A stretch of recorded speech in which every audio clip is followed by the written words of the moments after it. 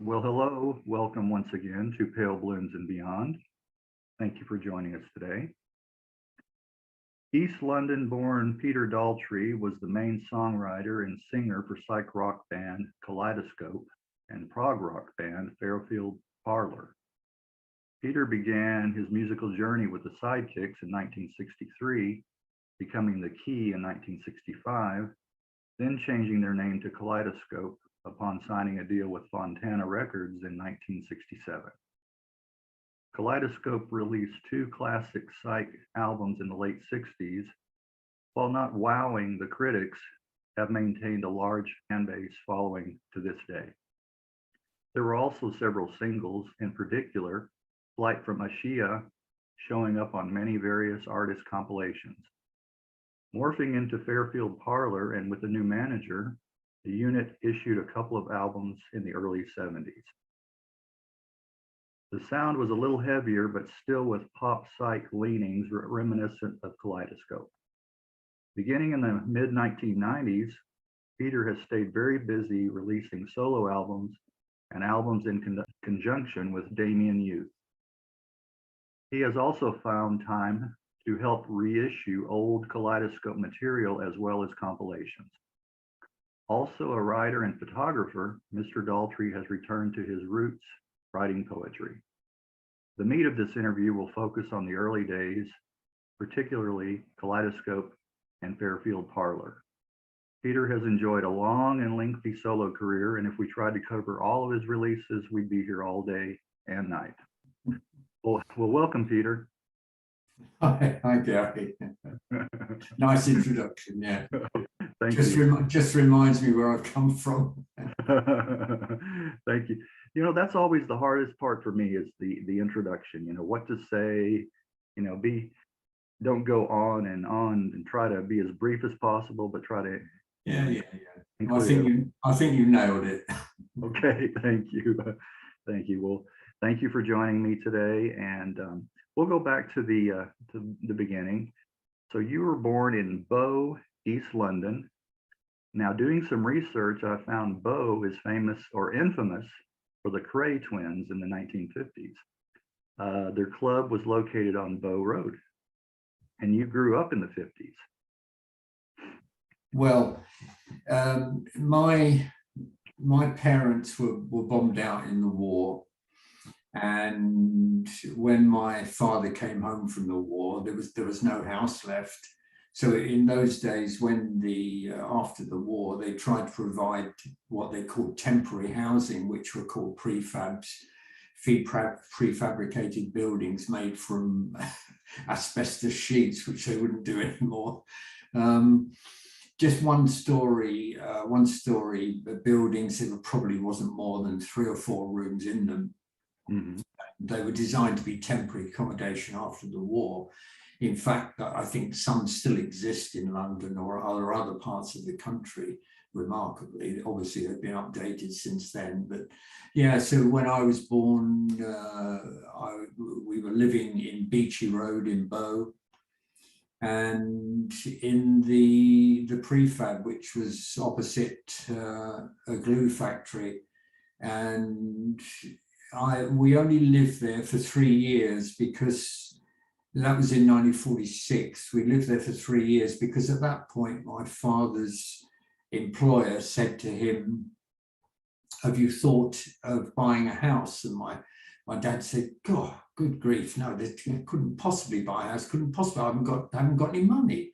And his boss said to him, "Well, you don't need them. You don't need any money, actually. There's this new thing called a mortgage. So the bank will give you the money and then you just pay it back to them over a period of time."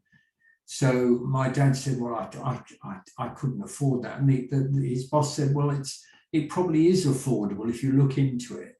And I know of some houses going up in a place called Rayners Lane, which is just outside Harrow in northwest London."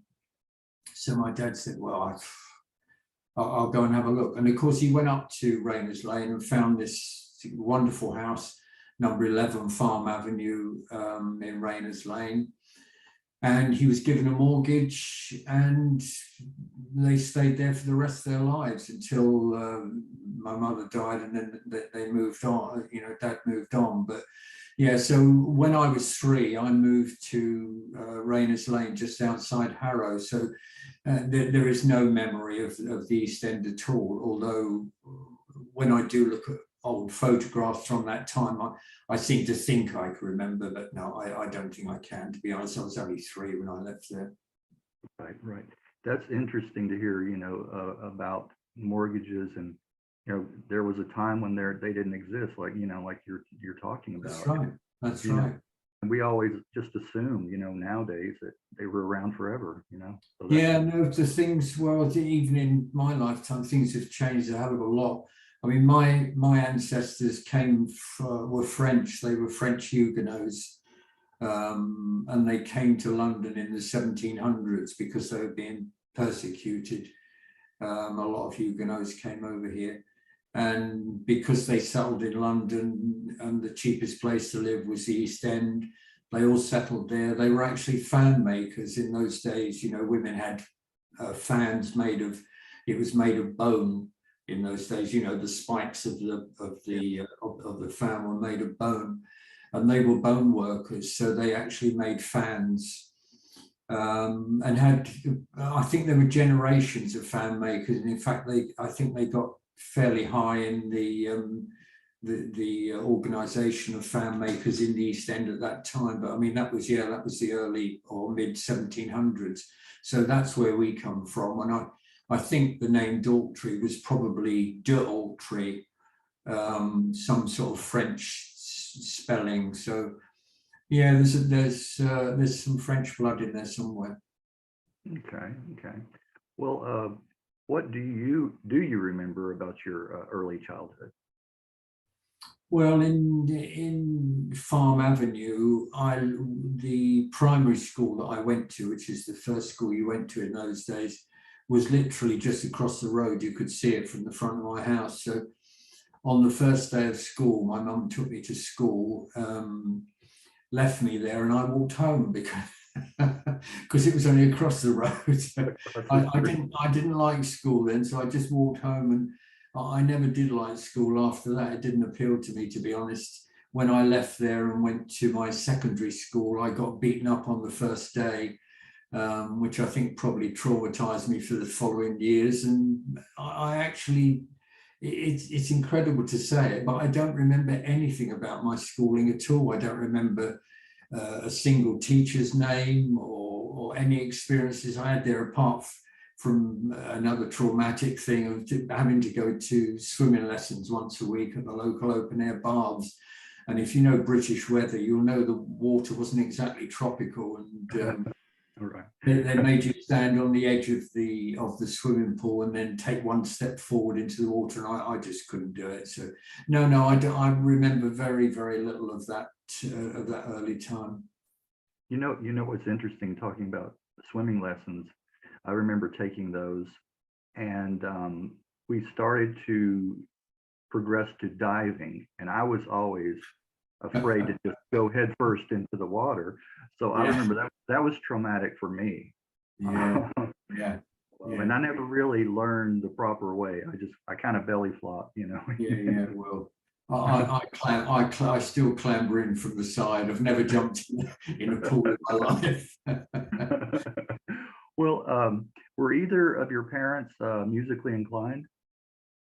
No, they weren't. I don't know of anyone in my early family or before that were. There was no mention of it. My brother's a musician. He plays the guitar very well. He's also taught himself the saxophone over the years, which he's very good at. So he does love music, and he's artistic. He's a very, very good artist. My sister is artistic. So I think, you know, some of that must come down from the Huguenot stock, I think. Okay, okay. Do you remember in the house, was any music being played? Do you remember hearing anything? Well, yes, yeah. My dad was very keen on technology, as many of us are now. But he did like his hi-fis and record players, and of course those were the early days of that. My parents love Nat King Cole, Perry Como, Ella Fitzgerald, and some of those songs still stick in my mind. You know, there's some wonderful music. The songwriting then, you could, you know, I don't know whether I recognized it at that point, but certainly looking back, there are some wonderful songs from the 50s, very well crafted songs written by experts, masterpieces, some of them. Right. I agree. I go back and listen to a lot of that old stuff myself from time to time. Can you recall the first either single or album that either someone bought for you or that you purchased? The first piece of music I bought on record was Greensleeves. The very old English tune by Vaughan Williams. That was the first, and I think that indicates how much melody means to me. That probably comes out of that. I do love. There's some, I don't know classical music. I wouldn't know the names of any of them, but I know what I like, and when I do hear it, it really moves me. But one of the first singles I bought was Handyman. Do you remember that single? Was it Handyman? Yes. It was a rock and roll single around the time. I think it was called Handyman.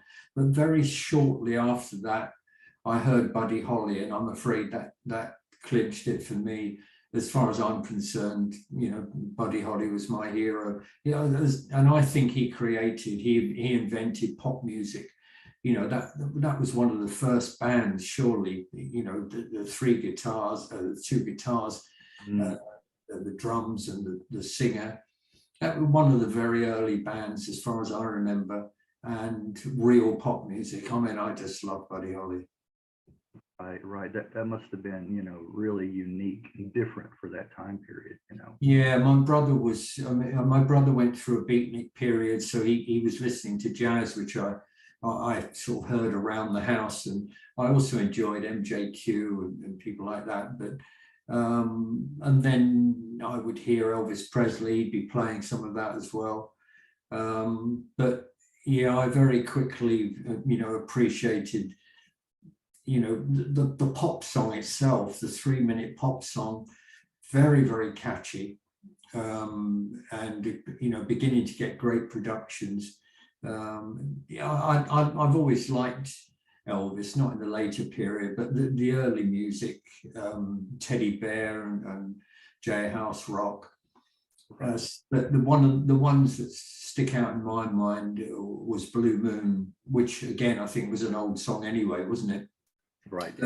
The production on that and the effect on the voice, I thought I was really impressed with. But it was Buddy Holly all the way for me. And then, of course, the poor soul died, and I was absolutely devastated. I mean, I couldn't believe it. I just got into Buddy Holly, and then he died in the plane crash.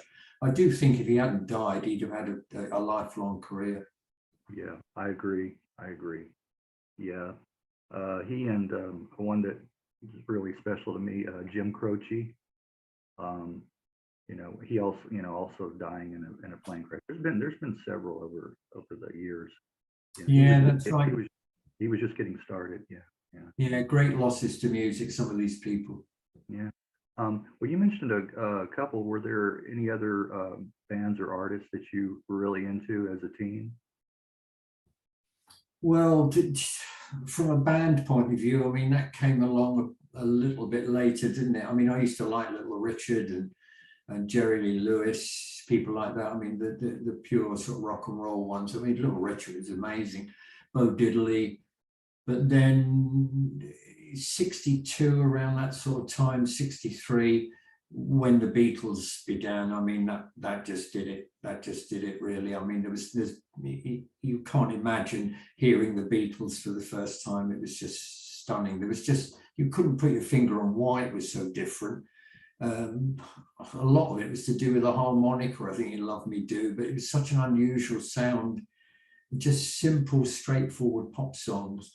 And that really appealed to me. But of course, at the same time, alongside that, came the Rolling Stones, and they were doing great things as well very early on, you know, just covering a lot of blues material. I think the first record of theirs I bought was the EP they put out. I can't remember what it was called, 5 by 5 or something like that. But yeah, once the Beatles began, I mean, you know, there was no turning back. Right, right. Well, can you recall maybe one of the first concerts that you attended? Well, I used to go, I had a friend called Les Burton, that I have met up with Les a few times in recent years. My memory is terrible, and I couldn't even remember Les's surname. And then what we were having lunch together, and I did have to ask. I said, how did we meet? And he couldn't believe it, because evidently we went to school together, but I couldn't remember. But Les and I were into motorbikes. We fancied ourselves as rockers. Rockers were starting to emerge at this time. If you had a leather jacket, you were a rocker. You didn't have to have a motorbike. You could have a leather jacket and you would call yourself a rocker.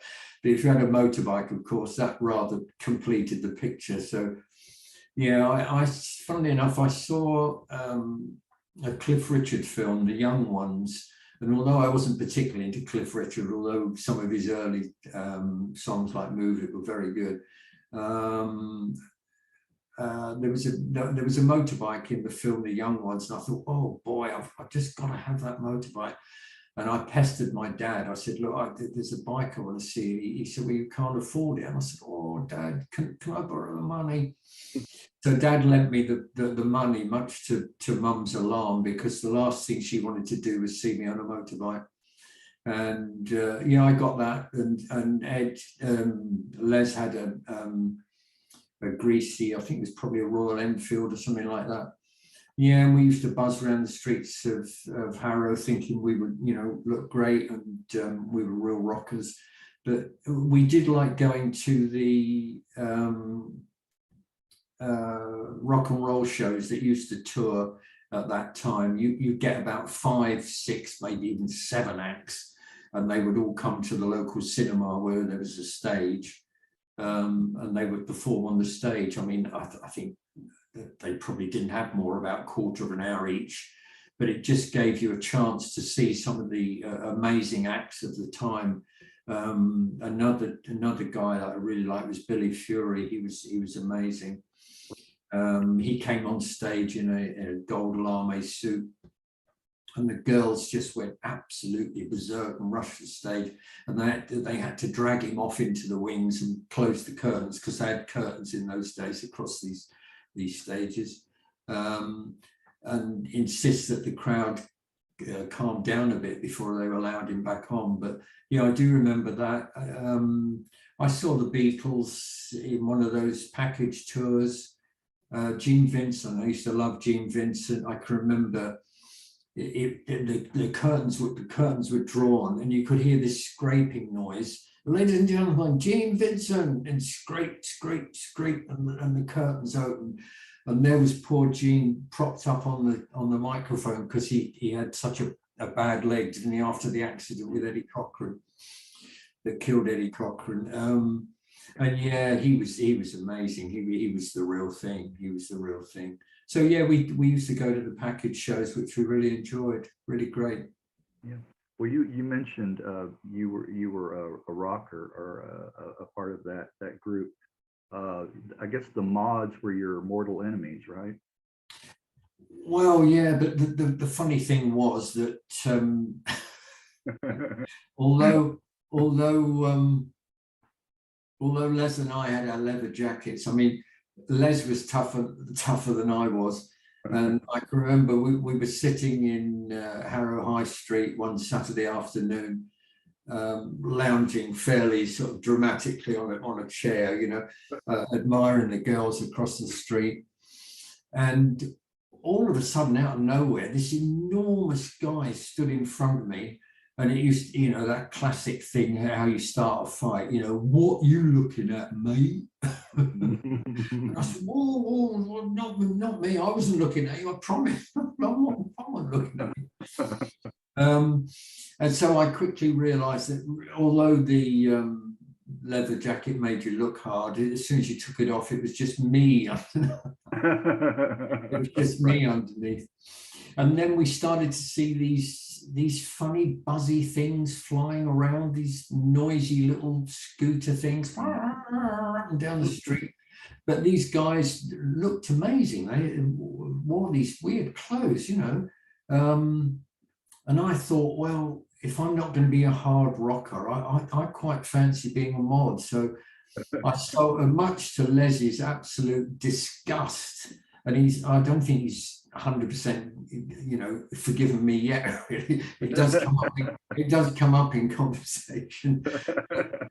Yeah, I got a Lambretta TV 175, and then the clothes just took over. I mean, I must admit I do like nice clothes.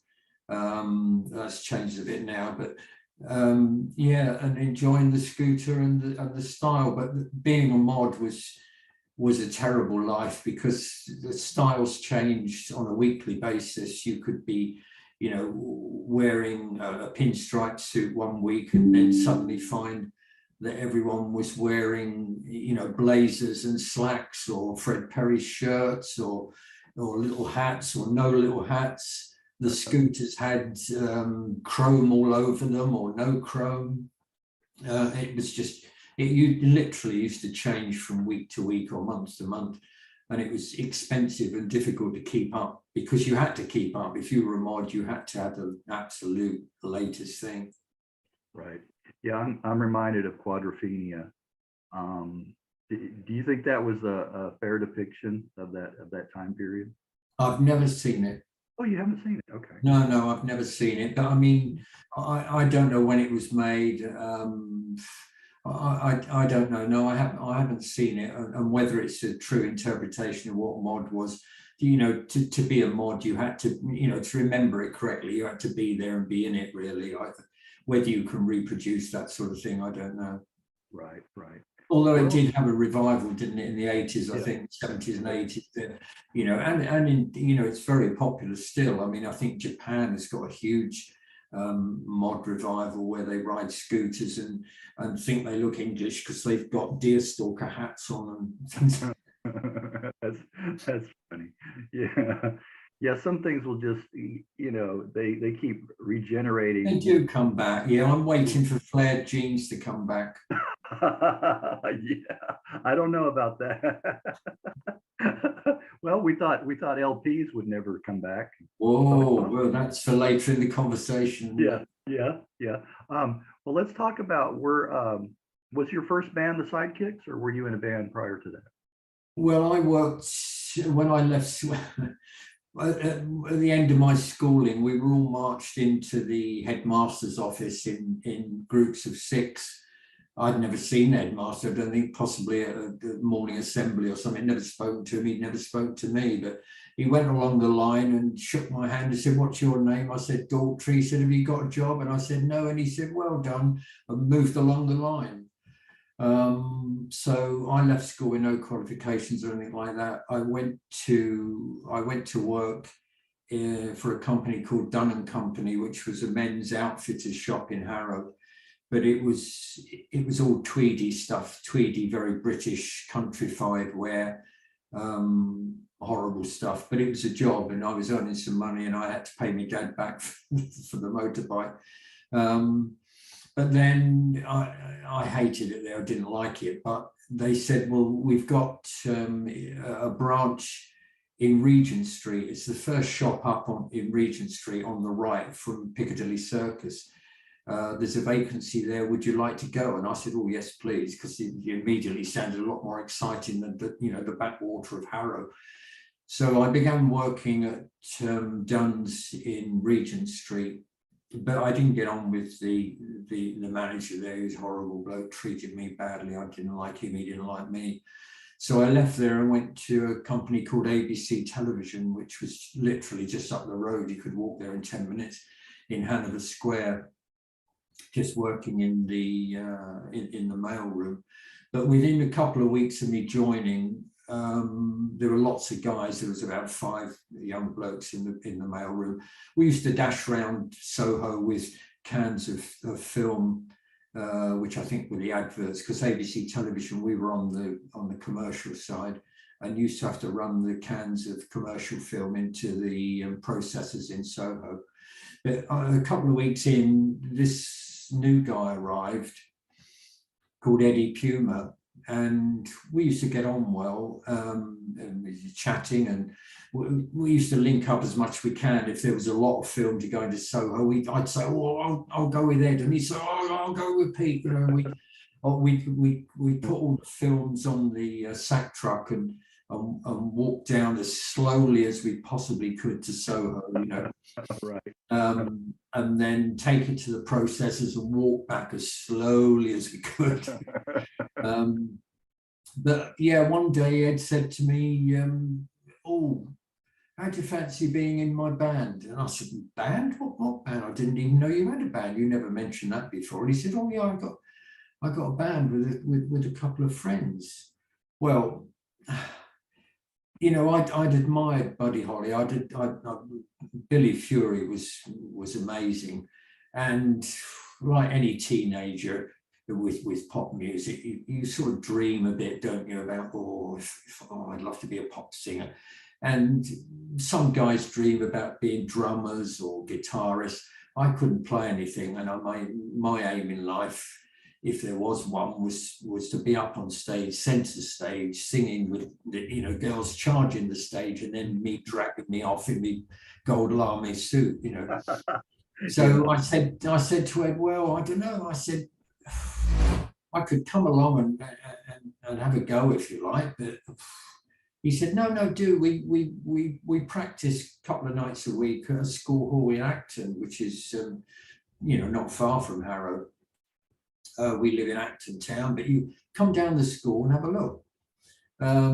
So I jumped on my scooter and went down there, and he'd said to me, "There's 2 other guys, Dan and Steve," and I thought, "Oh, musicians, they're going to be real experienced guys, and I can't really do anything. They're not going to treat me very well." But of course, when I got down there, they were lovely guys. They were all lovely, wonderful guys.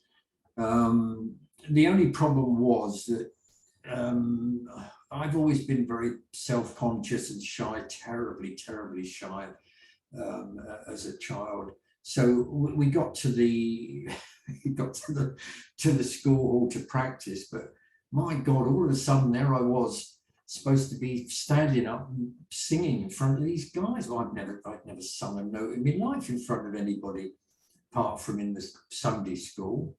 Mm-hmm. So we had a music stand there. So I put the music on the music stand, and that seemed to work for me, you know. So there I was. So I said, "Okay, well, what should we do?" Well, let's do a Buddy Holly song. I said, "Yeah, okay, that will do." Yeah.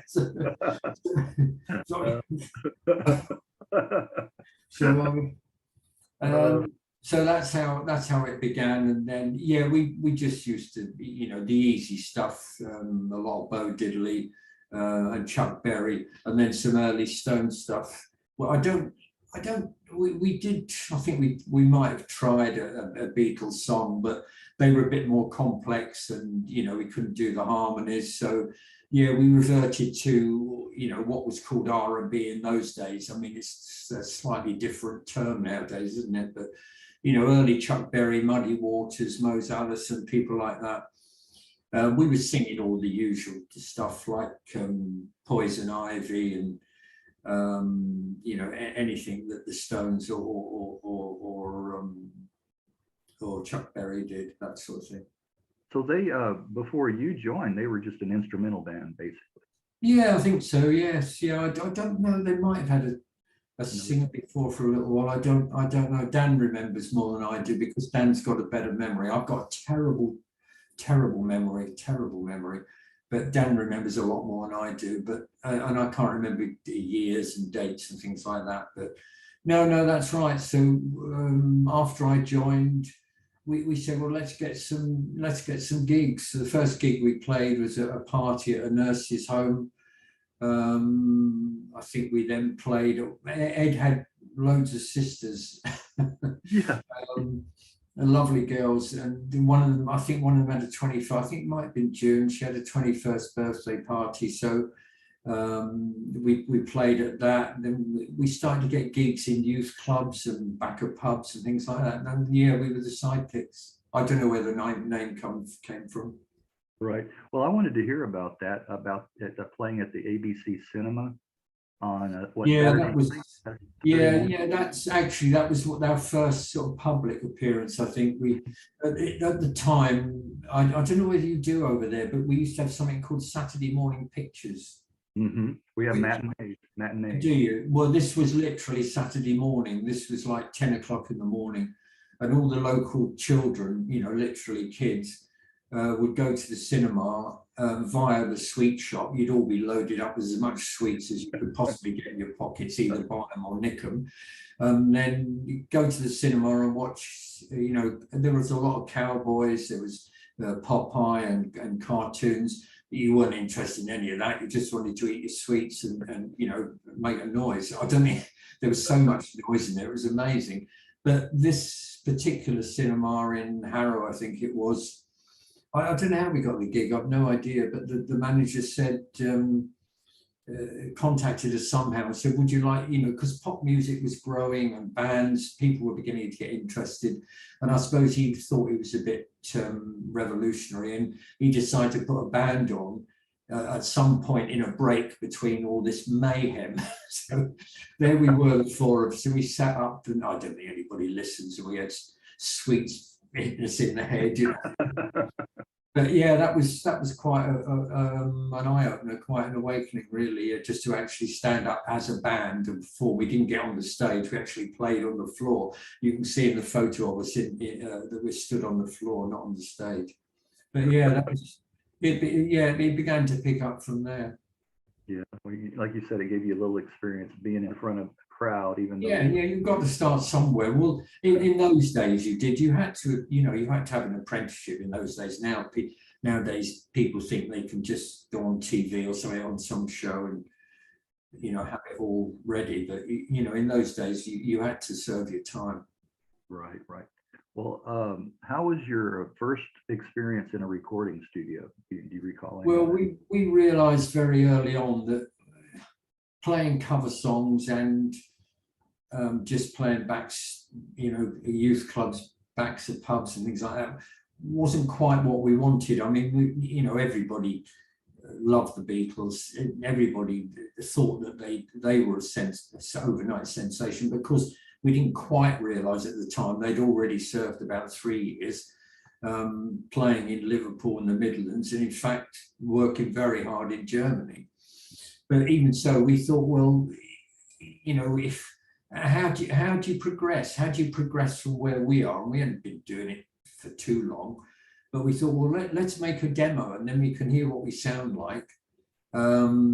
So we put some songs. We had some of the songs from our repertoire, and at this point we realised that the Beatles were doing so well because they were writing their own songs, which was a revelation to us, and as it turned out to the Stones as well, wasn't it? And a lot of young bands that you didn't want to rely on Tin Pan Alley writers or keep covering other people's songs. You had to come up with something yourself. And we'd written a song called Driving Around, which was appalling, which we all loved. So we added that to the mix, and we went to a recording studio. We were probably overwhelmed, we were probably nervous. We did our best, but the reproduction in those places was pretty poor, even though some of the producers or the guys who owned the studio did their best. They were working with not only with fairly basic equipment, but also with a band who had no experience whatsoever from recording in the studio. Right. And the engineers back at that time wore white coats, actually, didn't they? Well, yeah, but I think you're moving ahead there. That's more into the BBC side of things. Okay. Mentioned earlier about quadrophenia. Talk about supporting the Who. Yeah, we were still the sidekicks. We played at the White Hart, I think it was in Hendon, supporting the Who. I think they'd only just got their first hit, I Can't Explain, which was a great song.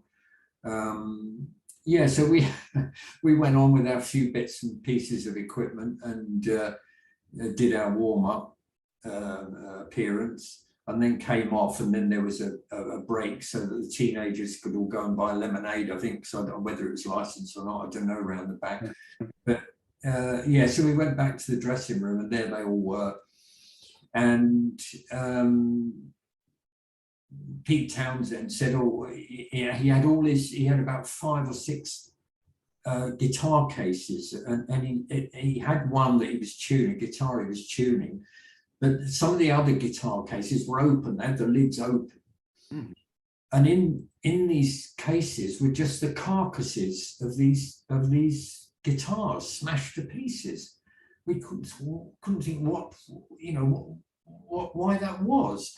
But of course, when they went on, not only did Roger Daltrey say to me, "Here, mate, can I borrow your tambourine?" And went on stage and never gave it back. I never saw it again. But of course, the climax of their show was Townsend stabbing his fabulous guitars into the speaker stack. And I don't think he broke his guitar that night, but if he did, he'd have just chucked it back in its box and bought another one, or his management would have bought him another one. But yeah, it was startling. It was absolutely amazing to see. I mean, a great band. Yeah, that's interesting that I guess they had that financing, like you said, either he or the management to keep buying him guitars like that, you know. That's right. It wouldn't have happened to us. Right. we were buying our own stuff, but no, they had proper managers behind them. Right. Wow. We had a manager as sidekicks. We had a manager, Barry Ashpole, and he did very well because he got us onto Wimbledon Pally, sort of battle of the bands thing, which is very good. Lots of local gigs, and then Barry moved to Canada. But yeah, it was a growing time for the band. Right. Well, who was James East?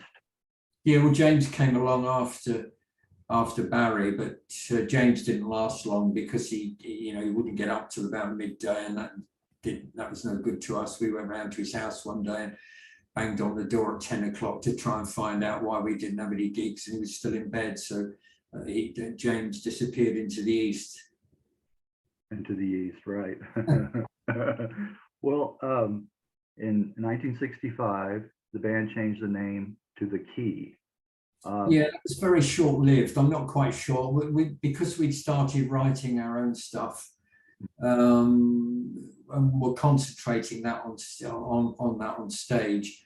We did feel that it was pointless being the sidekicks anymore because we thought everybody remembered us from that period, which they didn't, of course. So yeah, we changed the name to The Key and incorporated a lot of our own stuff on stage, and doing some pretty wild stuff. I mean, we had we played a place called the Brunel University, and I can remember that particular show because the climax of our act was this very noisy number, and just before the end, I'd slip a blood capsule in my mouth, a little plastic thing full of red liquid, slip that in my mouth, and then it'd be this big crescendo at the end. And I'd bite on this thing and fall on the floor, all this blood pouring out my mouth, and they carried me off stage, but it didn't really go down very well. The crowd didn't respond particularly well to that, and neither did the management, who I think they'd already called an ambulance and had to phone them back, say it's all right, he's just messing about. Yeah, the crowd was probably thinking this is real. Like, Yeah. But then to realise that we just play acting, it didn't get down. The funny thing was, quite a few years later, we had a return gig there, but fortunately, no one remembered us. Those are interesting anecdotes about little things that you might do in concert. I talked to one particular individual, and he said around the same time period growing up as you were, he said what they did, one of the guys in the band decided to get some flour, like baking flour, and put it inside balloons and blow those up and then let them go across the audience. Well, when they burst, you can imagine the audience covered in flour. And I said that didn't really go down as well as they and they weren't invited to come back to that venue. Sounds familiar. Well, the one song I did hear from the key is Holiday Maker on a various artists comp. I didn't show or couldn't locate any other songs. Were there other songs that you released? Well, it wasn't released. No, it wasn't released. The appearance of that on some sort of record must have been from the demo, because we did a demo of it. And yeah, that was one that we'd written at the time, along with various other songs that didn't see the light of day. But Ed and I were getting into it and really writing a lot. I mean, I don't know how it fell to us to write the songs, but Ed played the guitar and I fancy myself as a writer, so it just automatically fell to us. And Dan and Steve, bless them, were very happy to go along with that, which worked out fine. Right. We all worked on songs together. I mean, Ed and I would write them, then we'd take them to the school hall in Acton, and we'd all work on it together and plan the arrangements. So it was, from after the writing of it, it was a group activity then. Right. Well, who was Dick? Is it Leahy? Yeah, well, it got to the point were we were still making demos, like you say, the Holiday Maker we recorded, and we were beginning to get a bit desperate. I think we'd been at it we'd been at it 3 years by then, and we were very ambitious. I don't know where it came from, but we were all very ambitious. We wanted a recording contract. We thought that the only route you could take for a recording contract was to send demos into a record company, which is what we did. We did it loads of times, and they either ignored them or they just came back in the same envelope: "We're not wanted at this house," or whatever they wrote on. So that wasn't working. By this time, I'd actually got the sack from ABC TV, because we'd done a gig somewhere, and I think they'd offered us a follow-up gig the next night. So I rang ABC TV and said, "Oh, I can't come in tomorrow." And my boss said, "Why would that be?" And I said, "Oh, well, you might not know, but I'm in a band, and we've got, we got another gig. They've offered us another gig." And he said, "Okay. No, will you come in the following day then, and just pop into the office and see me?" I said, "Oh, right, okay, yeah, that's good of you. Thanks very much." So went off and did the gig, completely naive. Right.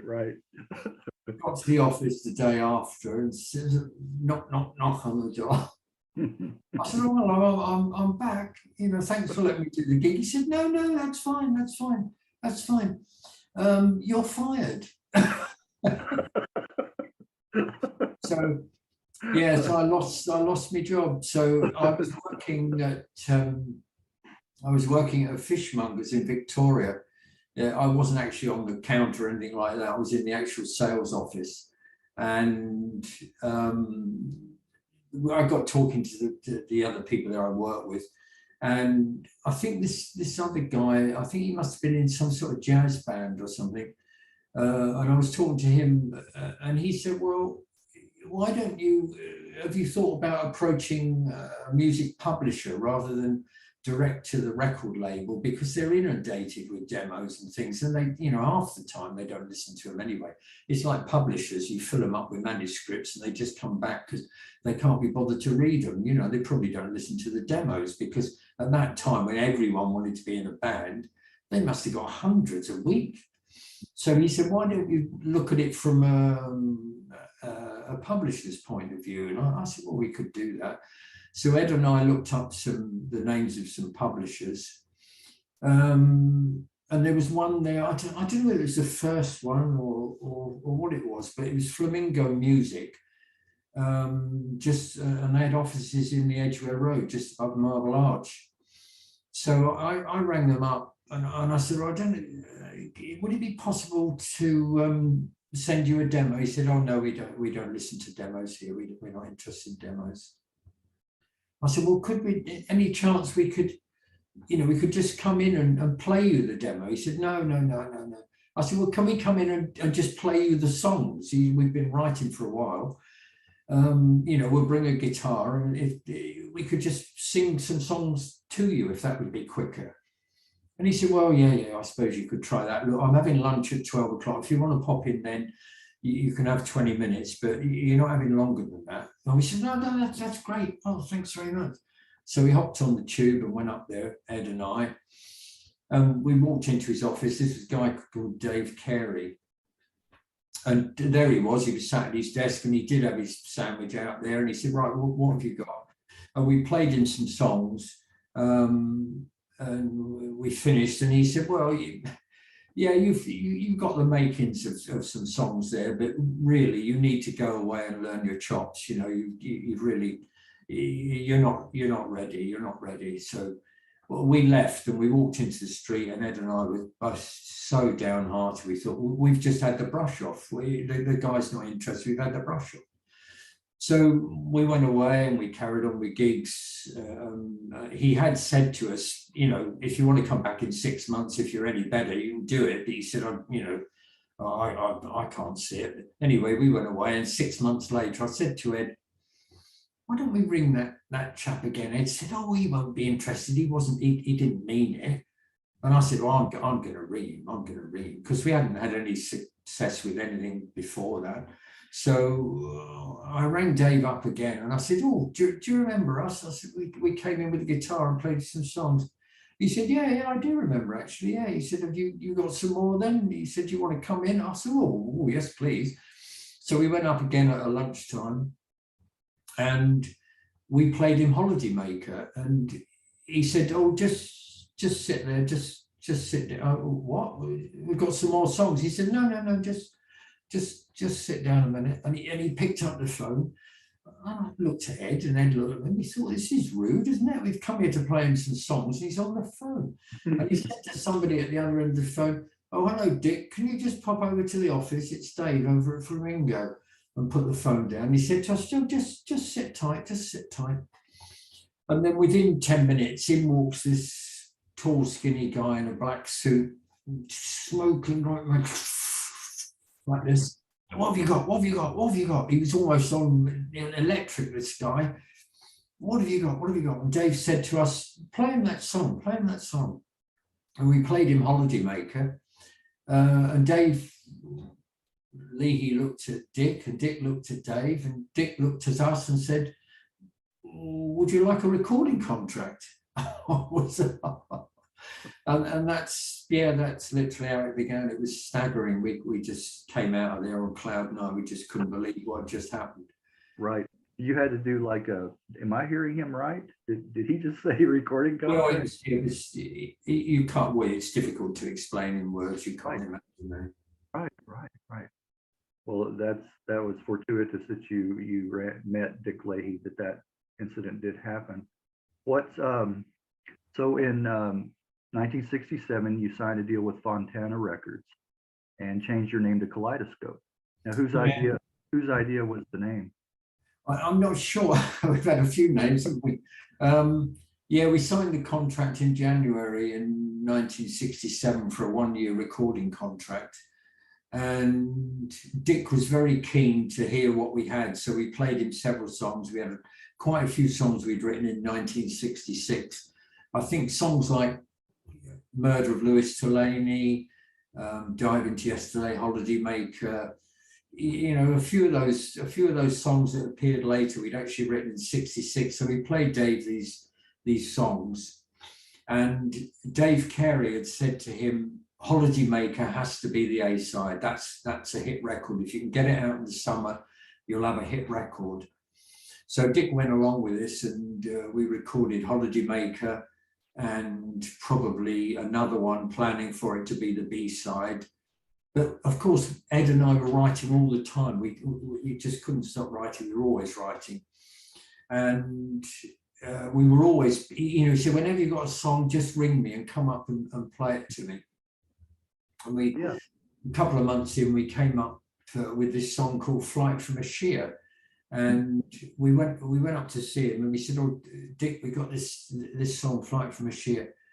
And Dick absolutely loved it. And he said, well, we've got to get in the studio and do that. So we went in the studio and recorded that. And Dick said, that has to be the single. It is so unusual, so extraordinary, so different. I'm sorry, Holiday Maker's going to have to go on the B-side because Flight from a Shear has to be the first single. Well, Dave Carey was very upset about that because he said, you're wrong. You're definitely wrong. You should get your feet under the table first with Holiday Maker.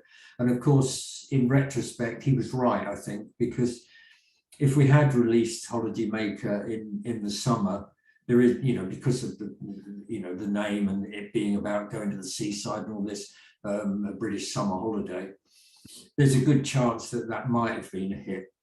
And would have given us something to work from. The only problem with that is that if we had had a hit with Holiday Maker, a pop song like that, straightforward pop song, our career might have been different because we might have been, you know, relegated to being just a pop group. But in fact, we released Flight from a Shear, and although the reviews were excellent, we got a fair amount of radio play, not a great deal. But of course, it wasn't a hit because it was, if anything, it was ahead of its time slightly as a single. I mean, it's not really single material. But yeah, Dick was a thrusting, sort of ambitious producer. He had his eye on the Beatles producer. Martin, what was his name? Oh, George Martin. George Martin. All the producers wanted to be as good as George Martin, and so that was partly Dick's ambition to strike it first with this unusual song, Flight from a Shear. But I don't know. It doesn't matter anymore. But at the time, things might have turned out differently if we'd have had Holiday Maker out as a hit record. Right. Yeah, I was going to comment on that.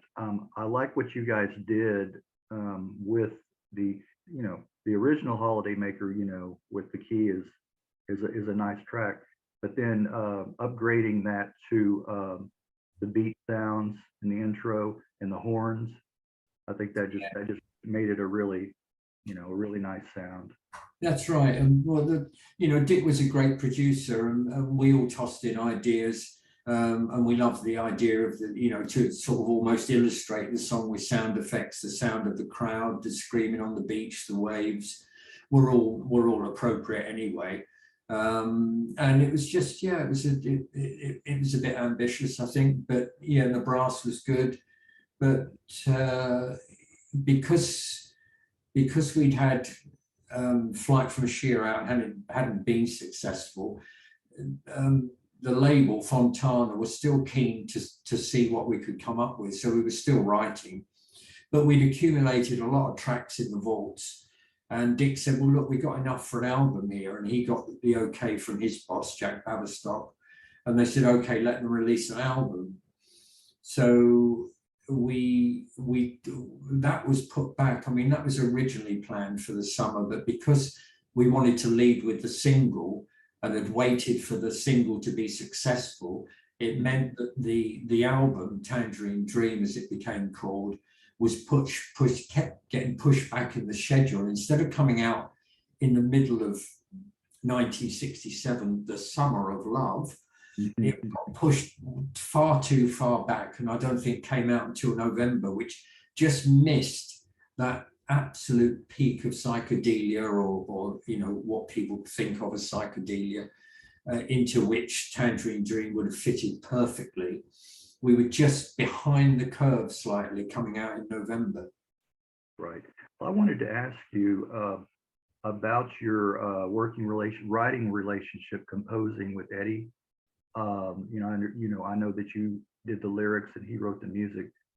How would you normally, typically compose songs? I would write the lyrics first. We always worked exactly the same way. I would write the lyrics first. I would then pass them to Ed in a bunch, it'd be 3 or 4 or whatever, pass them to him, and then leave it up to Ed entirely to decide which ones that he wanted to put a melody to. And it was a good filtering process because, he obviously got rid of tons of rubbish that I was writing and would pick out what he felt was, well, at the time I was writing, rubbish. Some of it was awful. I've still got some of it here. It's embarrassing, but no, he would filter that stuff out and work on the ones that he liked himself. He would then ring me and say, look, I've got some of those songs. Do you want to come over? I would nip over on my scooter. And first thing we did would go to the local Chinese restaurant, and then we'd have a nice meal together, and then we'd buy a bottle of cheap wine.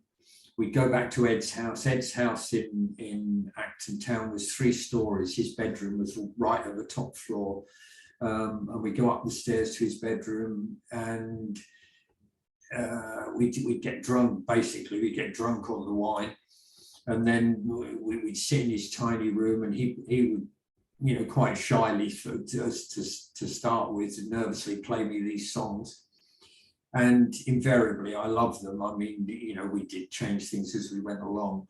But yeah, that was the first time that was where and how I first time heard all these songs that you all know now.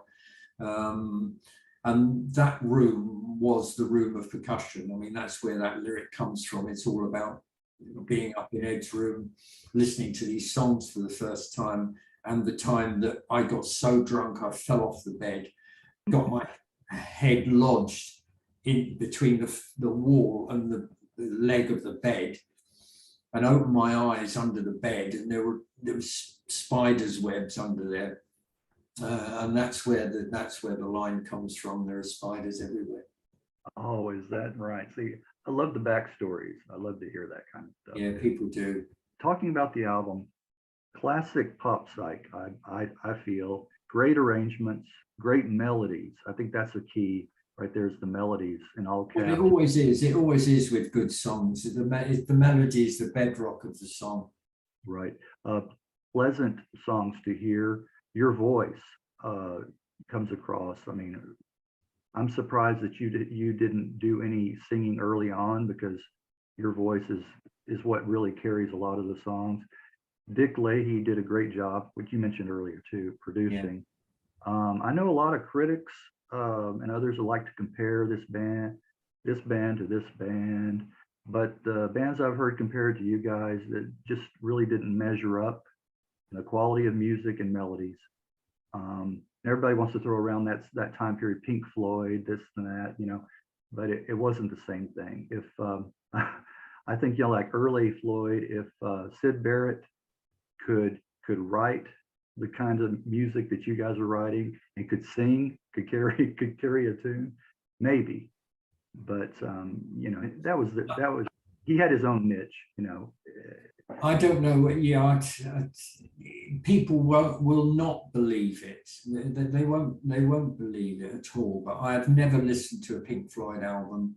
I love the early singles. See Emily Play was great. Great song. But I'm not a band person. I never bought a lot of records. The only records I bought were Bob Dylan, Joni Mitchell, Leonard Cohen and the Byrds, people like that. I've never listened to a whole Who album all the way through. I've never listened to a Pink Floyd album, and no one will believe me, but I'm telling you now, it's a fact. We must have been influenced by everything that was around at the time. That's obvious, because as a writer and as a musician, you can't help it. It's just in the air. You're hearing this stuff. You're bound to be influenced by it and the fashions of the time. But and we never went in the studio and said, oh, let's make a psychedelic record. It's psychedelic never really came into our vocabulary at the time. We were just making music the best we could, and yeah, adding some strange and mysterious elements which we enjoyed. But we didn't know what it was. We didn't know what it was called. Well, another thing is your songs never bore the listener, or at least myself. You always keep them interesting. You know how a lot of bands, there's a part in there, where you just go, okay, can we get past this part? But your songs are always interesting. How did the recording sessions for the first album go? You remember? Well, I can remember the first time we walked into the main studio at Phillips at Marble Arch, and being just overwhelmed. I mean, we'd recorded in these little demo studios, which were not much more than rooms, and they literally had egg boxes pinned to the wall for soundproofing. But then to walk into a major studio and see the size of it, and then climb the stairs to the control room with the massive equipment up there was mind-boggling. But I don't think we were overawed by it, because we were so determined. But yeah, we'd have, our little setup in that big studio wouldn't have taken up a lot of space. But Dick was very kind to us, and chivied us along, and involved us. I mean, we after each take, we would always all be up in the control room, checking things out and coming up with new ideas and discussing it with Dick. And he'd say, well, pop down and try that. It's like on Flight from Ashia. I don't know whose idea it was. It was probably Dick's, to do the high sort of Japanese vocals, that was just us singing normally, but slowed down, so that when you sped it up to the correct speed of the record, it shifted up and up and up several octaves, and gave it that ethereal, sort of almost oriental sound, which is appropriate for the Flight from Ashia. For Ashia, exactly. Well, I just had a few songs I had comments on. I'd like to get your take, if you would. Yeah. The opening track, Kaleidoscope, I think that's a great way to open the album. Great opening. Yeah, well, it's I don't know. I always see that as a bit of a throwaway track, really, and a bit, it could be accused of being a bit of a gimmick. Starting your album off with a song with your name on it. But no, it worked. It was nice and bright, and started the album off a bit poppy. But yeah, it's good. Yeah. And then dive into Yesterday. I like the guitar work on this one, and the thudding drums when the song slows down. I like that. Yeah, dive into Yesterday's got a lot of key change, a lot of tempo changes, and of course Ed on stage did lots of feedback. I don't know who was doing it at the time, but it probably some of that came from watching the Who live, or we were big fans of Jimi Hendrix. Whether we'd heard him at that stage when we were in the studio or not, I'm not sure. But yeah, Ed was very inventive on the guitar, and his big hero was Duane Eddy, but again, a totally different style, very 50s style with tuned down strings. But yeah, Ed did like his feedback, and that was a big highlight of our show. Yeah. The murder of Louis Tolani. Yeah. Is that a fictional character or real? No, it's just a story. I'm a storyteller. I mean, I'm a frustrated author. I love telling stories, and you'll see that many of my songs or my lyrics are actually stories. I love telling a story in a song. I've tried writing books. I've got 4 or 5 hefty manuscripts that have been in and out of London a few times, and are now occupying space in the loft and being eaten by moths. But it clearly doesn't suit me to write a long form story. But the form of a song is absolutely perfect for me. You know, any number of verses, whether it's 3 or whether it's like Sky Children with 12 or 13 verses, whatever it is, or newer songs that have got even more than that, 18 verses, I think. I love the idea that you can tell a story from start to finish in the length of a song. And of course, I also like the fact that you don't have to spell it out too clearly. The whole, you know, what is enjoyable about music is that you can listen to a song and get your own interpretation of it. You don't have to have it all spelled out to you. I like that idea. You know, hinting at the story to give a mood of it, I do enjoy. The Murder of Louis Delaney came out of nowhere, I've no idea. And it's just a mysterious little song. I always say it was influenced very heavily by the Bee Gees' 1941 New York mining disaster. But I think somebody pointed out to me that hadn't come out at the time that I'd written the Louis Delaney. But yeah, it is very different, very different. I think people would have said at the time, you can't write a song like that, you know, subject matter and the mood of it, you can't do it, because you could do anything. Right, right. I think you hit on an important point about the music being up to the listener, you know, and their imagination. And I think I have kind of an ambivalent feeling about the MTV, you know, generation, the video. Yeah, I agree.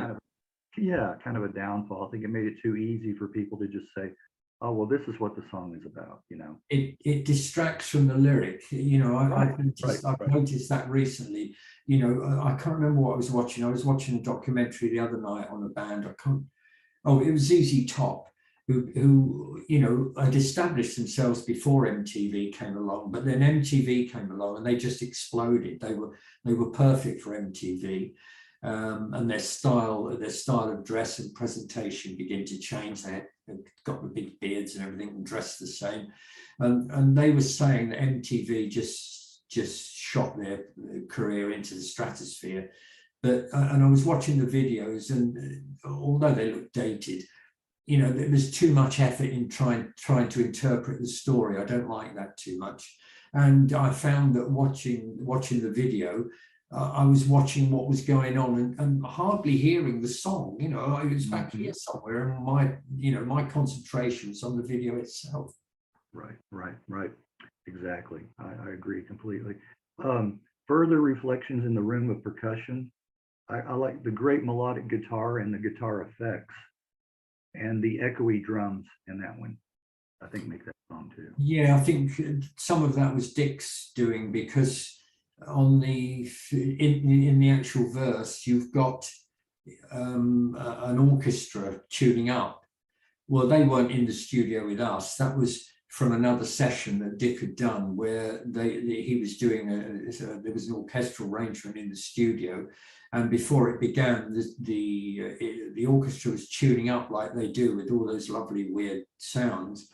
And of course, it was at the start of the tape. They had the tape rolling just before they were going to perform, and they were tuning up. And Dick remembered that, and he said, "Oh, I'd like to try this again," just demonstrating that he was, you know, he was ambitious in his own way, and that was his idea, to have that little cut of the orchestra in the verse. Yes, I think it was which works well. It's very mysterious. It is. Dear Nellie Goodrich. Now, I think this one should have been a single and a hit. A great Baroque love song. I love the harpsichord. You know, that's one of my favorite instruments in that. Yeah.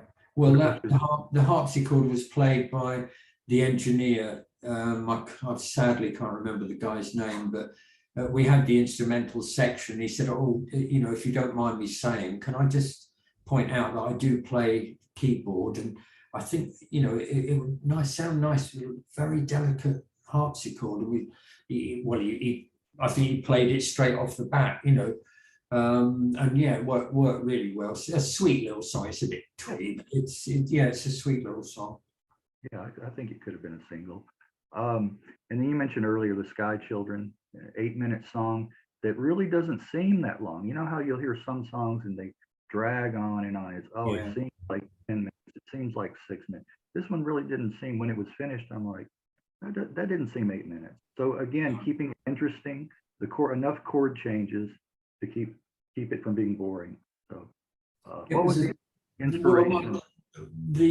I was always into, as English children, we had lots of fairy tales read to us, and Lewis Carroll and Alice Through the Looking Glass, all that sort of thing. And I always liked fairy tales.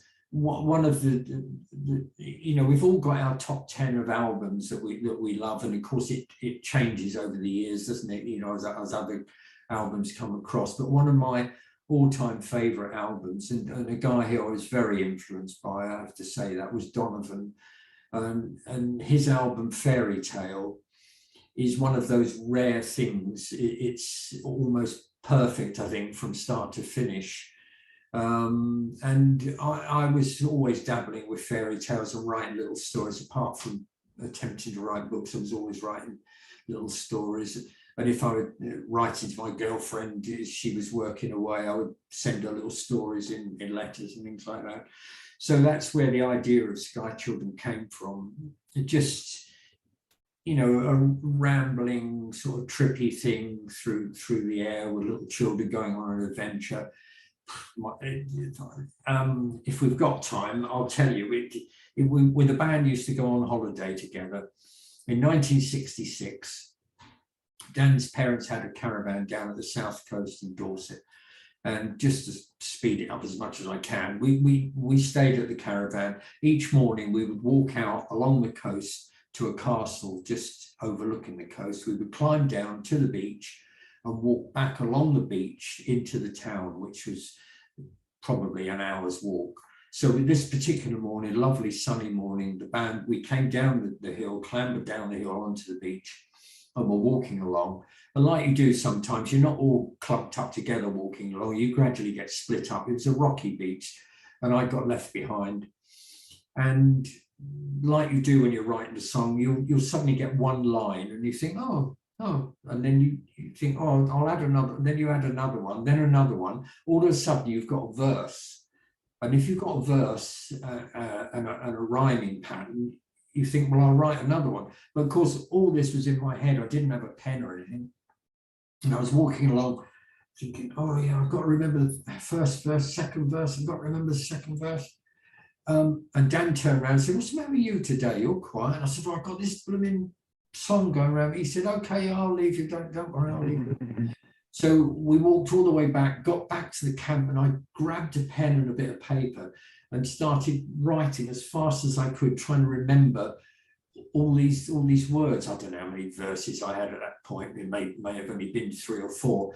But then, of course, once I got home, I added to them and completed the song. But yeah, I just needed that many verses to complete what I felt was a round story.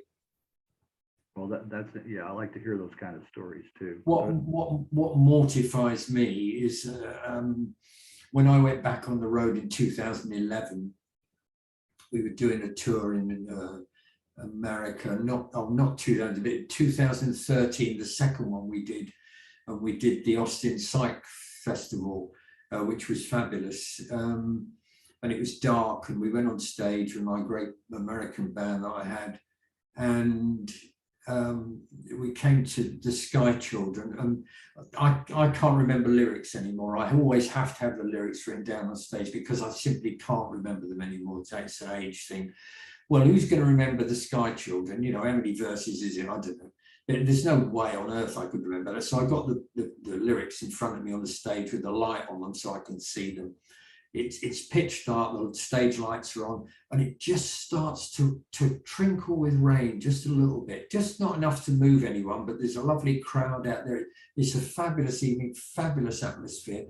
We're halfway through Sky Children, and I don't take my eyes off of the lyrics because I have to know where I am in the song, and it's all going along nicely. I get to verse 4, something like that, verse 5. and I just glance up at the crowd because I want to just absorb this scene, this fabulous scene with the rain coming down, the lights, lovely, isn't it? Glorious. And I look back at the lyrics and I can't remember where I am. And so I'm standing there going blah, blah, blah, blah, blah, blah, trying to work out where I am. And it's awful now just thinking about it. I should have stopped the song there and then and said, hang on, I want to start from the beginning. It was just, I should have stopped it, but yeah, that's the problem when you've got an 8-minute song. Right. You know what? You know where I thought you were going with that, with it raining. I thought you looked out at the audience and then you look back and all the lyrics were smeared, you know, because of the rain. Yeah. Look, I've got enough nightmares about it. Don't you start. Oh man. Well, on the CD version that I have that has some bonus tracks, Just How Much You Are. Just How Much You Are was the B-side of, was it Jenny Artichoke? Jenny Artichoke, it is. Is that an oboe in there? I believe. Yeah. Or a cor, I think it's a cor anglais. Okay, that's one of my another woodwind instrument. I think it's a cor anglais, which we absolutely love. Right. Yeah, that arrangement was done by John Cameron, who also did Blackfield and If You So Wish. Yeah, John Cameron, that's one of my early interviews. Was it? He worked with Jonathan, didn't he? Yes, he sure did. Yeah, this is another B-side, which I think should have been an A-side. I think Just How Much You Are should have been the hit side. I'm not real keen on Jenny Artichoke. You know, it's a quirky song. Look, the Jenny Artichoke came about because by that time we put out several singles. What was it? Flight from a Sheer, Dream for Julie. And then the album hadn't done as well as they expected. So Jack Bavistock read the right act to Dick and said, look, you know, these guys are costing us money. You keep taking them in the studio, but we're not selling records. You've got to get them to come up with a very commercial song. So Dick passed on this sentiment to us and said, you know, things are getting a bit sticky back here because we need something commercial. So Ed and I went away and wrote Jenny Artichoke, wrote Jenny Artichoke, played it to Dick and Dave Carey, who absolutely adored it, of course. And we rushed into the studio and released it. And it was a massive radio hit. I mean, the radio never stopped playing it. It was on all the time. We did actually hear people whistling it in the street as we walked along.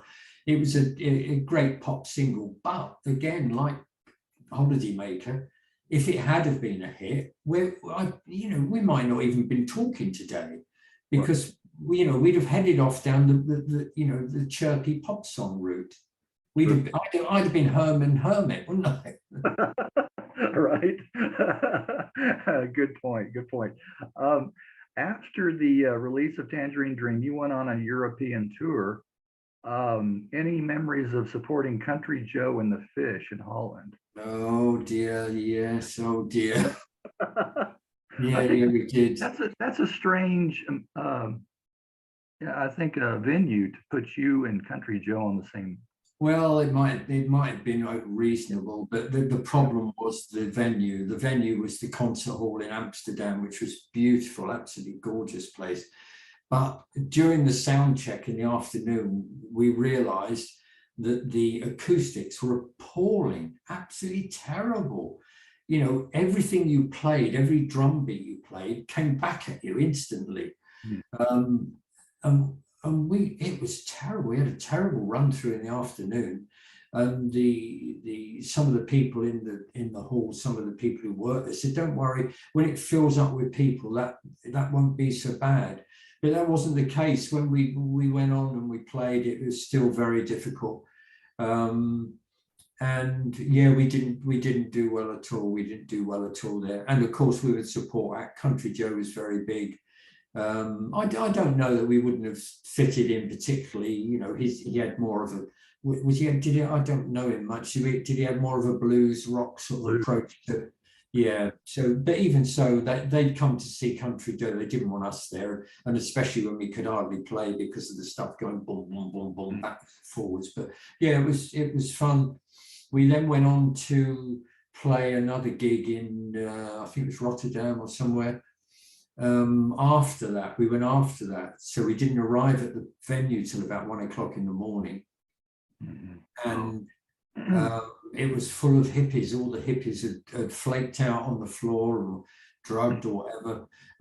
So we didn't actually get to play that. But the following night we had a gig which was going to be recorded live, broadcast live by a Dutch radio station. But unfortunately, someone left a crate of vodka in the dressing room, which we consumed, went on to a terrible act, terrible gig. And then when we came home, we got seriously told off by Dick Lee. Really? Yeah, we did, really. Well, it's there. What are you supposed to do, right? That's the problem. That's what I told him. Right. Well, jumping ahead to Faintly Blowing, 69 release. Heavier sound here, but still psych influences. Poem, I like the echoey vocals in that, and just you and the guitar. I like that. Yeah, that's just a random thing we did. Is, like a lesson perhaps on Tangerine Dream, which I don't know where that came about, but and Dick was all for it. That was fine. I know people don't like spoken word tracks, and looking back on it, people still don't like it, or some people. But yeah, we were pushing the boundaries. We were definitely pushing the boundaries. And the same thing with Poem. That was just something that Ed and I cooked up. Yeah, it was just like a stream of consciousness thing. But yeah, the simple, I do like, I like complicated, well orchestrated, well arranged tracks, but I also like very, very simple voice and guitar. That's where I get a lot of where my influences come from originally. Right. Well, again, they're very effective too, those types of songs. Snapdragon is a little more rocking, that one. Yeah, that goes down well on stage. That's a good song. Yeah. Yeah. If You So Wish is a nice song, I think. Is Another Oboe, is that instrument? Yeah, well, that's the same orchestration session, and that's another song where Dave Carey didn't get what he wanted. He said that has to be an A-side, Okay. and it didn't. It didn't happen. Yeah, that's a lovely song, lovely track. Bless the Executioner, again, a simple track but very effective. You and Eddie on acoustic guitar. Yeah. On that one. I cringe a bit at the lyric nowadays, but it's it was. It's no, don't laugh, no. well, I can understand that, but it was of its time, right? Yeah, some things don't travel across time so well. Psychedelia was very short-lived. I mean, what was it? It was about 18 months at the absolute outside. And then it moved on to something else, as we know. But styles do change, and some things don't weather well. But we're just very fortunate that at the height of psychedelia, so-called psychedelia, we were recording and writing, and so we've been pushed into that pigeonhole. But I don't know a lot. I don't see a lot of psychedelia in our albums at all, really, or the singles. I mean, yeah, there are elements of it there, but Ed and I were branching out, trying to write different stuff all the time. So we certainly didn't concentrate on anything like that. We were songwriters, and that was it. We were trying to write the best we could. Right. Well, another track, Black Fjord, a great full production sound on this one. Was an orchestra used on that? Yeah, these were all the same sessions with David Cameron, If So Wish, Black Fjord, and Just How Much You Are. It's quite a big setup. Yeah. Yeah, that's a nice sound on that full sound. Yeah. The Feathered Tiger. I like that story.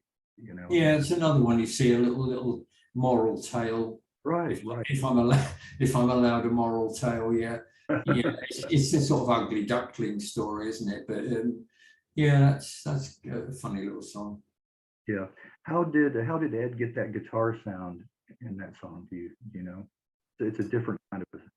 I don't recall. I mean, he had a gut strung acoustic. He had electric guitars, and he had a 12-string acoustic. But the 12-string acoustic is a bugger to keep in tune. So you'll hear that on some of our tracks where the tuning does waver a bit, but I don't know. It's just that's fine. I don't care. That's fine. Yeah. I mentioned about a couple of times about the poppy tracks. Balloon, the single, is very poppy, but I like it. I Well, mean, there's no psych in that one, but I no, like. that came about because towards the end of our career as Kaleidoscope, we had a second riot act written voice to us because they said, well, look, you haven't come up with the goods. You can't write a hit song. And I should point out at this point that we'd also found out since Flight from a Shia's failure as well, that we were signed to one of the worst record labels in London at the time because they had terrible distribution. It's very sad that, Dick and a lot of producers at the time, and I'm not being big-headed to say it, but a lot of people would have said it quietly or to each other at the time. Dick thought he had the new Beatles, and somebody told us that he'd said that. I think I've got the new Beatles. I'm not saying we were the new Beatles, that's rubbish, but that was the mood of the time. People were looking for the next big thing, not realizing that you could never top the Beatles. So we hadn't come up with the goods. They all thought we were going to be very, very successful. We weren't. Some of it was down to the choices of releases. A lot of it was down to the fact that fans went in the shops and couldn't buy the stuff because it wasn't in there. So Dick said, look, you have to record these songs by two writers that have proved that they can write hits before. Yes, they are from Tin Pan Alley, but they write good pop songs. And I have to tell you, it's coming from above. You have to record them and release them. Well, we were absolutely appalled. And then when we heard the songs, we were appalled a second time. And then when we were in the studio trying to reproduce them, we were appalled by a third time. And the sessions fell apart because we hated the songs. They were terrible songs. And Dick called it an end to the session. And then they put out, we came up with Balloon, which is an atrocious song. Jenny Archo had something about it. It had some craft to it, but Balloon is just silly. And they put that out, and that just disappeared anyway. Thank God. Yeah. Well, maybe if someone else had recorded Balloon, yeah. I can understand you not wanting to be associated with things like that. Well, so then the band changed to Fairfield Parlour. Why the name change? Well, we fell out with Fontana because of this argument over these two songs. We weren't going to go back in and do anything like that. They didn't want anything new that we were writing. So we agreed to a parting of the ways. I mean, it was a mutual decision that, they said, okay, you can go, that's fair enough. At this time, we'd met a guy called David Simons, who was one of the top DJs at BBC Radio 1. And we'd met Dave loads of times because he was very good to us. He let us on the show. We did a lot of interviews and a lot of sessions for the BBC and for Dave. And he called us up one day and said, look, I'm not sure, but I think you're all fed up. You seem to have lost direction. And to be honest, I'm not 100% happy just sitting behind a desk playing other people's songs and records. I want to get involved, How would you feel about me becoming your manager? So we went to see Dave, and he's a lovely guy. And he was very enthusiastic, and he spoke to us very carefully, an intelligent guy, and just pointed out where we'd been and where we were going and where we could go if we tried just a bit harder with a bit more direction. And so obviously we agreed. Dave said, yeah, come on, let's get together and do this. So we then had to find a new label. So at this point, we'd been to, I'm getting the story wrong here. What am I thinking? Phillips or Fontana. I'm getting the story wrong, Greg. My mind has gone into a mush after an hour of talking me head off. But Phillips came back to us, or Fontana came back to us under the Phillips name and said, look, I've got it now. That's all right. Phillips came back to us and said, look, I know you've parted ways with Fontana, but music's changing a little bit, and we're starting a new label called Vertigo, which is progressive. It was the new buzzword. And we understand that you're writing newer material. Would you sign with Vertigo? So we discussed it with Dave. I think we'd been round to a few other record labels, and we agreed to go back and sign with Vertigo, which was still under the Phillips umbrella. And unbeknown to us, which was stupid, we should have realised, also still had the same lousy distribution department. But anyway, yeah, we signed with Vertigo, and but on a tape lease deal. So this was another of Dave's brilliant ideas. You know, don't let them own the copyright.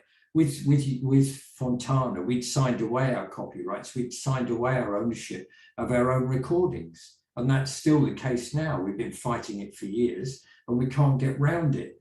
You know, we signed, you know, in perpetuity. They own the copyrights to our recordings. We can't get at them. So Dave said, no, there's this new idea where we go away and record it. We own it, and we lease it to them for a period, in which case with Vertigo, it was 5 years or 3 years. I can't remember. It might even be 3, but no, possibly 5. So that was the situation. We signed with them and then went back in the studio and started recording from home to home. Mm-hmm.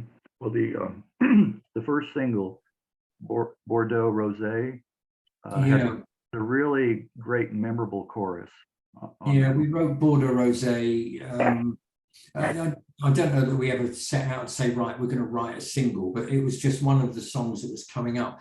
We played it to Dave, and he said, actually, the chorus is very good, but the verse, not quite right. Well, we've never had anybody say to us, oh, no, songwriting is not very good. You know, we were a bit shocked by that.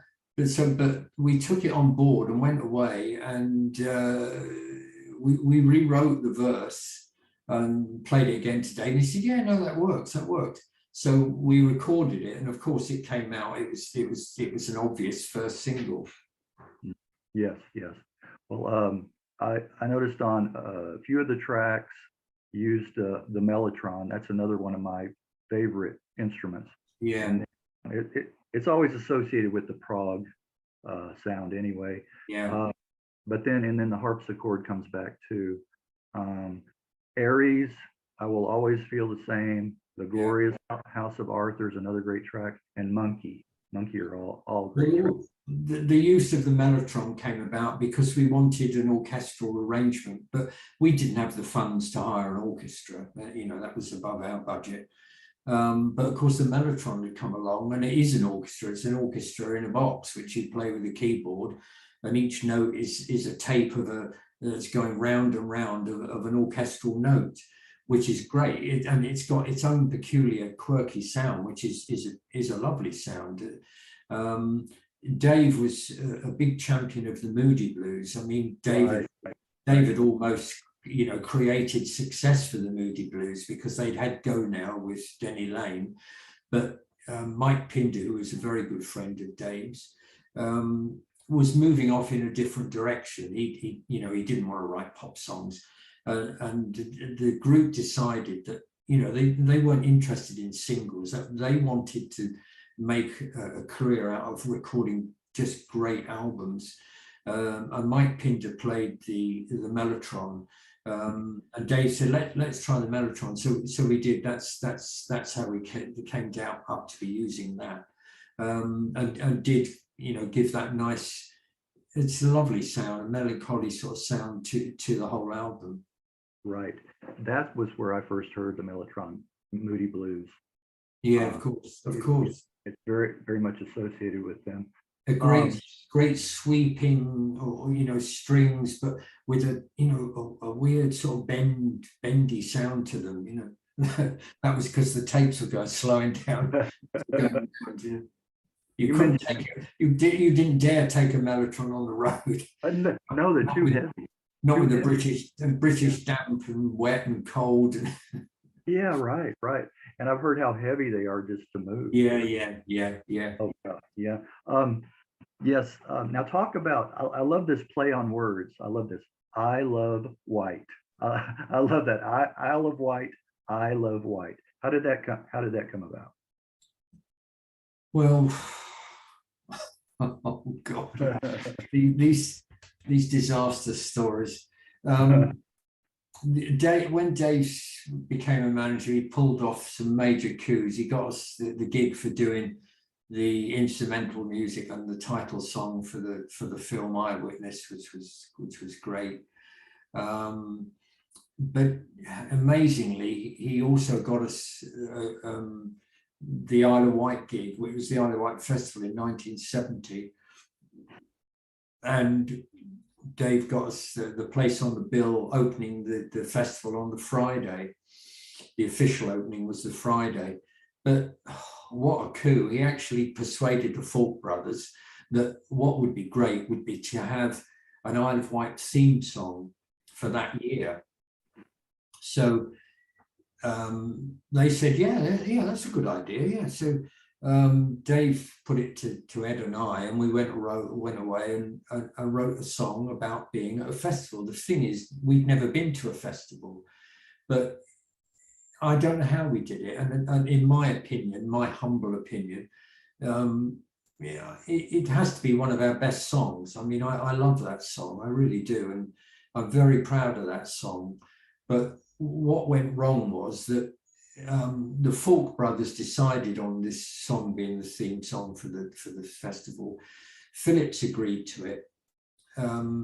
Dave, going off at a tangent, decided that wouldn't it be great if it was a mystery that the band that recorded the theme song for the 1970 Isle of Wight Festival was a mystery. I don't know where Dave got that idea from, because we should have been absolutely proud to have stood up and said, hey, it's Fairfield Parlour and we are recording the Isle of Wight Festival theme song. Right. But no, it was a band called I Love White, which no one had ever heard of. But Dave said it would be great because when we get to play it at the festival, you'll reveal that you are I Love White, and it'll be great. It'll be fantastic. It'll be all over the news and everywhere. But of course, sadly, it didn't quite happen like that, because on the actual disc itself, it was published by Our Songs Limited, which was our publishing company. Okay. And also sounded suspiciously like that new band Fairfield Parlour. And then it all went wrong at the festival because it was the part of the agreement was that it was going to be played at least once between every act for the whole weekend to establish it as the theme song. So we went on and did our set, which was wonderful and difficult to describe, to be honest.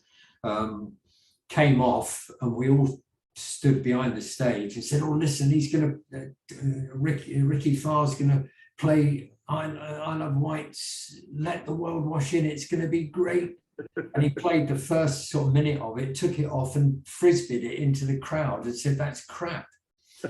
And it never got played again. It was never promoted at the festival. I can't remember even seeing a Phillips stall with hundreds of copies there ready for people to buy. It just died a death.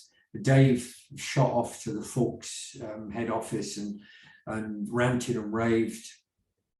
I think I was there. I can remember the place looking like a bomb had hit it. There was paper everywhere, people running around trying to, hold the festival together because it was beginning to fall apart. And they apologized. They said, no, it's Ricky Farr, it's his fault, it's his fault. So they said, okay, well, what you can do, come along on the Sunday night, just sit below the stage with an acoustic guitar, and we'll give you the nod from the stage. And at some point, you'll be able to get up and do an acoustic version of it and get everyone singing along. So Dave said, okay, all right, okay, if that's the best you can do, we'll accept that. And so Ed and I said, yeah, okay, we'll have to do it. It sounds horrific, sounds terrifying, but we'll do it. So on the Sunday night, the whole scene had changed by the Sunday because the fence had come down. That stupid VIP area, which was right across the front, in front of the stage, keeping all the public back as far as they possibly could, about 100 yards from the stage, that had all been broken into and that had all gone, and the crowd were right up against the stage. So we were perched right under the stage in the crowd with the guitar, with all these bands playing, all these major acts, none of whom I can remember, can't remember a single one of them. Mm-hmm. And waiting for the nod. Well, of course, we were being conned. The nod never came. I don't know who was in charge of the stage, whether it was Jeff Dexter or Ricky Farr at that point. But whoever had been told to give us the nod never did, and we realised it was all over. So, yeah, it was a shame because I love that song, and that would have, of course, the predicted massive hit that the papers all said would stay in the charts for weeks or months, never materialized, and it would have changed our career, definitely. Well, on Let the World Wash In, it has that moody, speaking of Moody Blues, it has that Moody Blues guitar in there. I noticed that. So is it? Yeah, go back and listen to it again. And I don't remember, and it's not every Moody Blues song, no, but it's certain ones that they use this certain sound.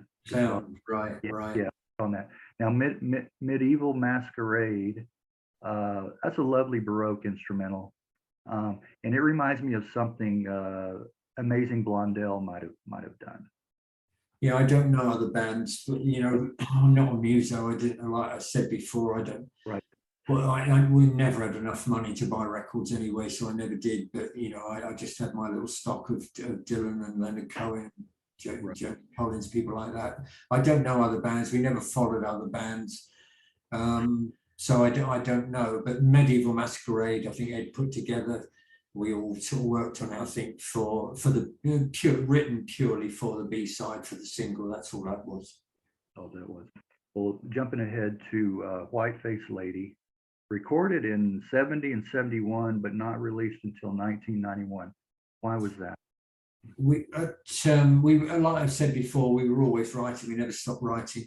And when we were on the Isle of Wight, in between the traumas that were going on, because we were there for over a week, I think, one day I remember particularly, we sat on a cliff edge with Dave, Ed and I think Steve and Dan were there, and we were talking about the new songs that we had.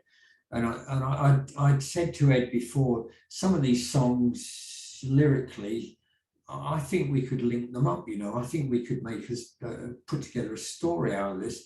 Even if we haven't got enough songs now, we could come up with some more which would link them together and make a story. It'd be one of those, what do you call them, concept albums.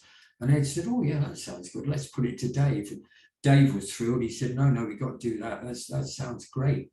How many songs have you got? And we said, well, we've got plenty of them. I think we've got some more coming along. And Dave said, blimey, I reckon it could be a double album.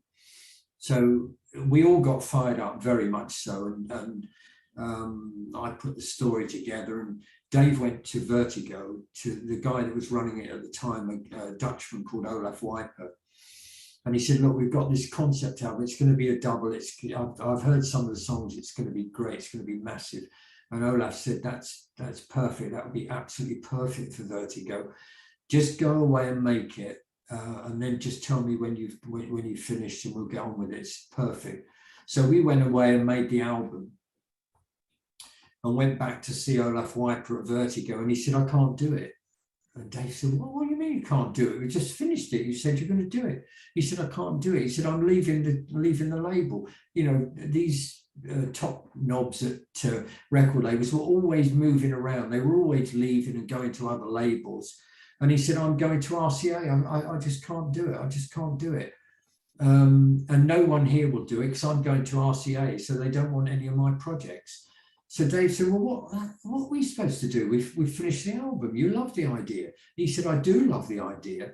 He said, look, I tell you what, let things quieten down. After I've been at RCA for a few months, come and see me there and we'll do it there. So we said, oh, thank God for that. Dave said, sit tight, guys. We'll do some gigs and then we'll go and see Olaf at RCA. It's be fine. Don't worry, don't worry. So, of course, poor Dave trekked back to RCA in a few months' time, went to see Olaf Wiper and said, right, we're ready. And Olaf said, I can't do it. Dave's tearing his hair out. You know, come on, you are joking. And Olaf said, I can't. He said, RCA won't honour any of the projects that I was working on at Vertigo. He said, I can't do it. So at that point, we dragged it around London to a few labels.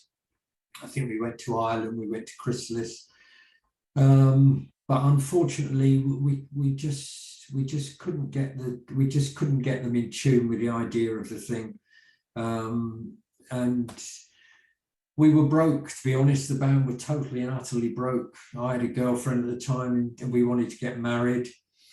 I didn't. We had about £400 between us, I think, and I said to Dave and the band, I said, I can't go on. I'm getting pressure from my girlfriend. We want to get married. Where are we going with this? You know, we didn't really have any plans at that point because we poured everything, every emotion we had into this double album, every hope, every, plan. This was going to be our big break, and it wasn't going to happen. It obviously wasn't going to happen. And we had nothing left in our armory after it fell through the floor. So, very, very sadly, the band broke up at that point. Well, I'm a little confused, maybe others out there too. It's issued, it did finally get released in 91, issued as a Kaleidoscope album, but by this time you were calling yourselves Fairfield Parlour. So we also recognized at that point, because Kaleidoscope had been rediscovered at that point.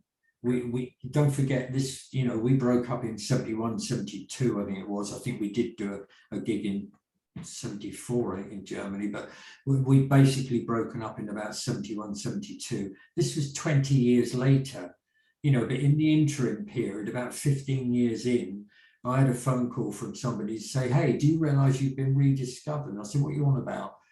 And he said, well, Kaleidoscope, people love Kaleidoscope. And I said, well, how? There's no records out. And he said, well, there are. Tangerine Dream's out. And I said, well, how come? And he said, well, it's on a pirate issue. I said, what's a pirate? Well, because I had no idea these bootleg things were going out.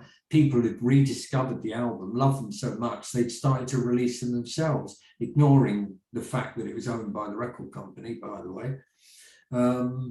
And so when we came, then because of this resurgence in interest in Kaleidoscope, we managed to attract some label interest. And they said, right, what is this album we've heard that's never been released? And we told them about it. And they said, right, well, let's release it then, which we were thrilled about, of course. But by then, we pretty much thought that Fairfield Parlour had been forgotten. No one was banging on about Fairfield Parlour. It was all Kaleidoscope. So, we were Kaleidoscope, let's face it. The four of us, our band, fairly uniquely, I can't remember any others, but we'd never changed our personnel lineup. It was always the four guys. And we were Kaleidoscope. By any other name, we were Kaleidoscope. When we were Fairfield Parlour, there were still tracks on the Fairfield Parlour album that were Kaleidoscope tracks. I remember Sunnyside Circus was a Kaleidoscope song that we tried in the studio. It didn't work, and it rolled over into From Home to Home.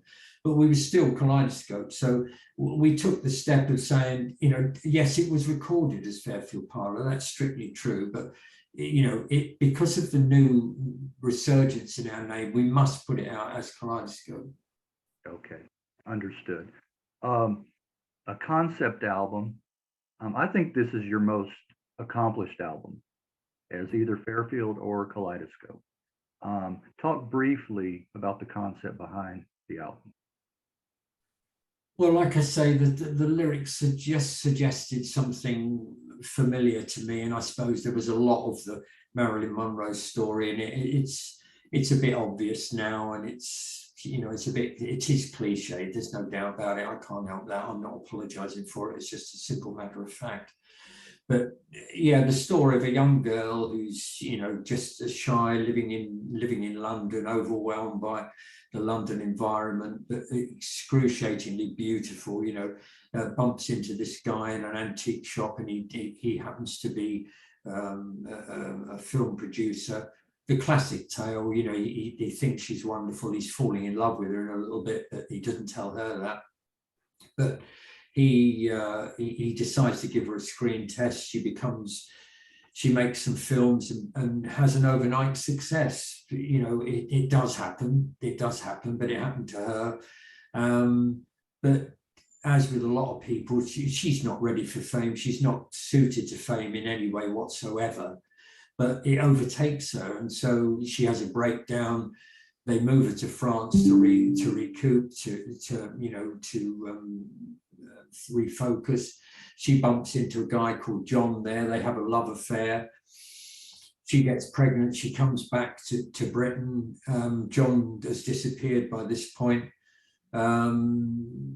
She has the baby and dies in obscurity. And that's the story in a nutshell, that is hopefully encompassed in the lyrics. It's not obvious from the lyrics, because I don't like being obvious in the songs, but there are elements of that in the song. Some were written especially for the album to take in that story. But because of the vagueness, it had to have a written story with it. I wrote the book, ran it by Dave, and Dave very politely said, yeah, it's not bad. Perhaps we could write, you know, sit down perhaps and knock it around a bit, you know, which he wanted to say, Pete, you know, come on, man, it's not as great as you think it is. So we sat down together, and he very patiently worked with me on knocking it into shape, which was frustrating for him and a sobering experience for me. And, you know, it had to be done because it was pretty bad. And he knocked it into some sort of shape, which was then reduced even further into sleeve notes for the double album, which was probably the best way of doing it, to be honest. Yeah. Well, speaking of a few of the songs on there, Broken Mirrors, Burning Bright, Free Fall, Long Way Down, The Locket, all top tracks, I think, on there. Now, dear Elvis Presley, I have to ask you, did the real Elvis ever hear this song? No, I shouldn't think so. He'd probably drag me into court if he did.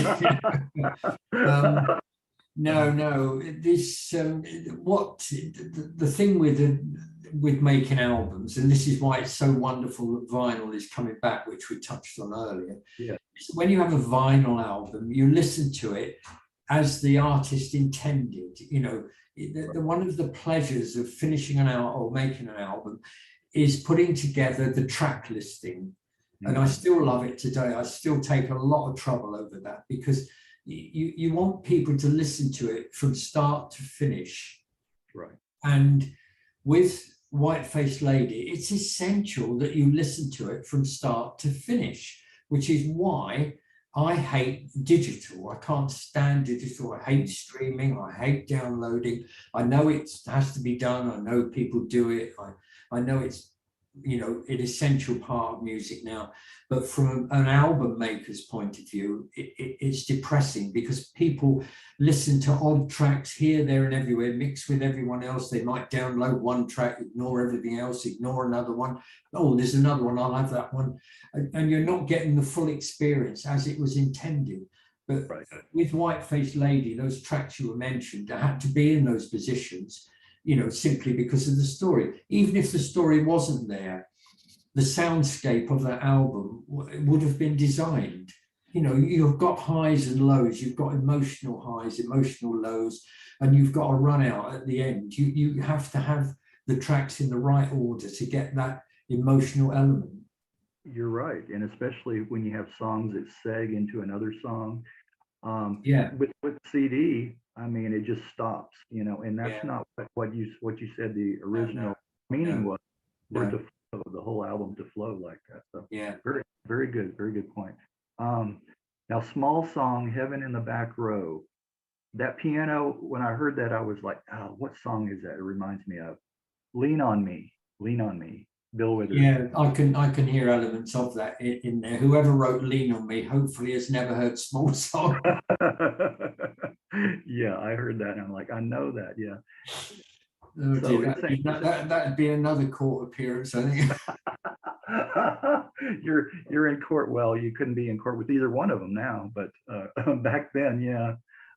Although having just to bring up a quick point, somebody did point out to me that, and we have missed this a bit, but a guy called David Williams reissued Border Rose in, was it 78 or something like that.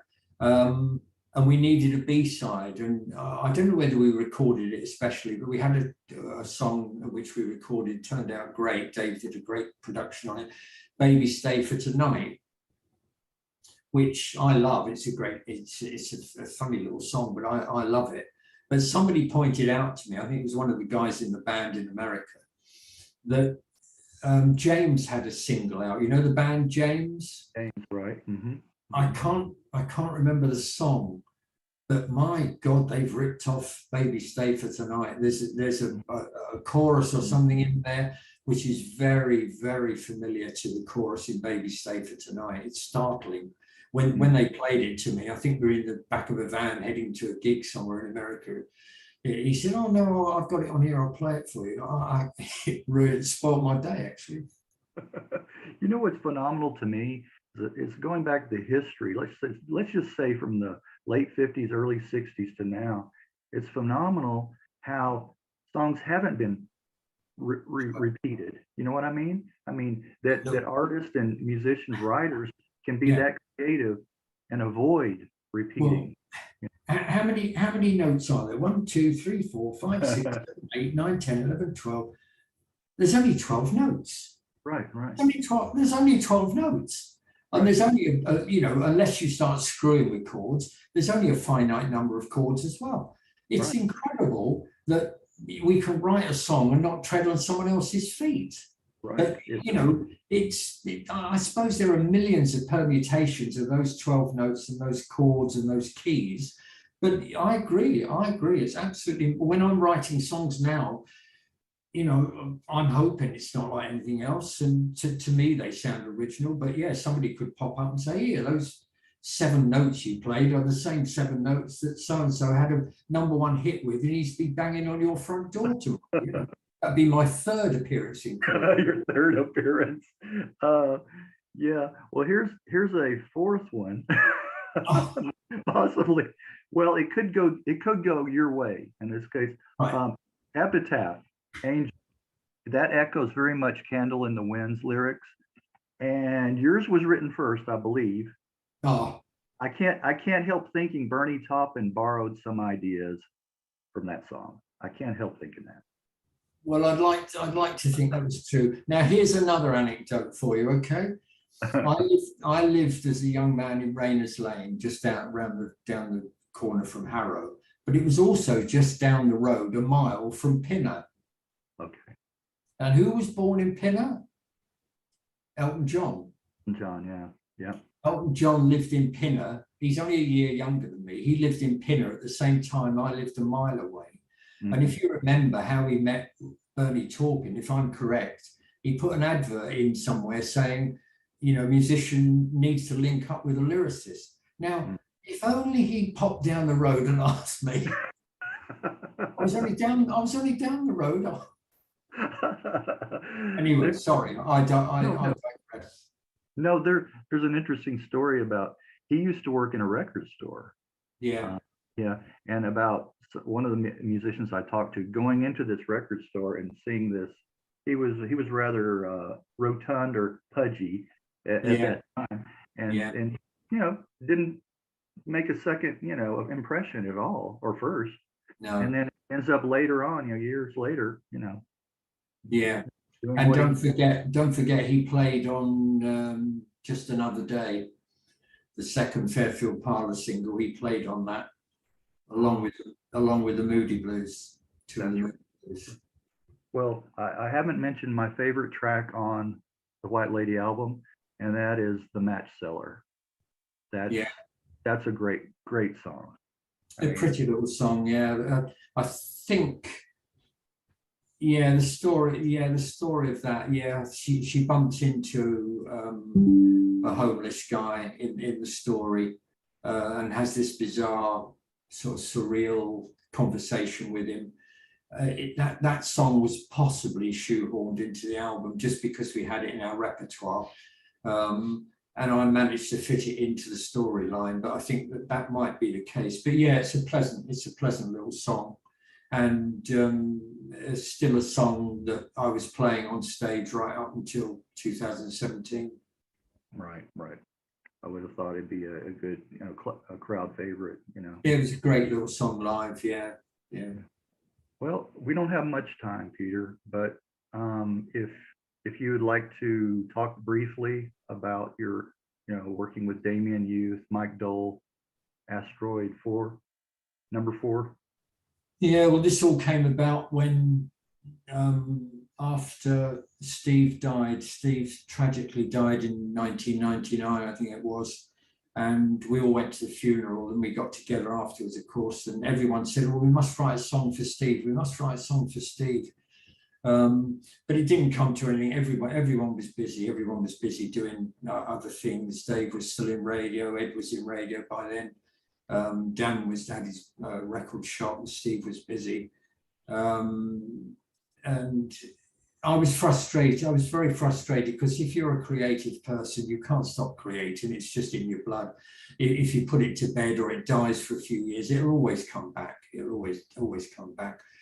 And I was frustrated. So somehow I was still writing songs in my head. I would still write the lyrics.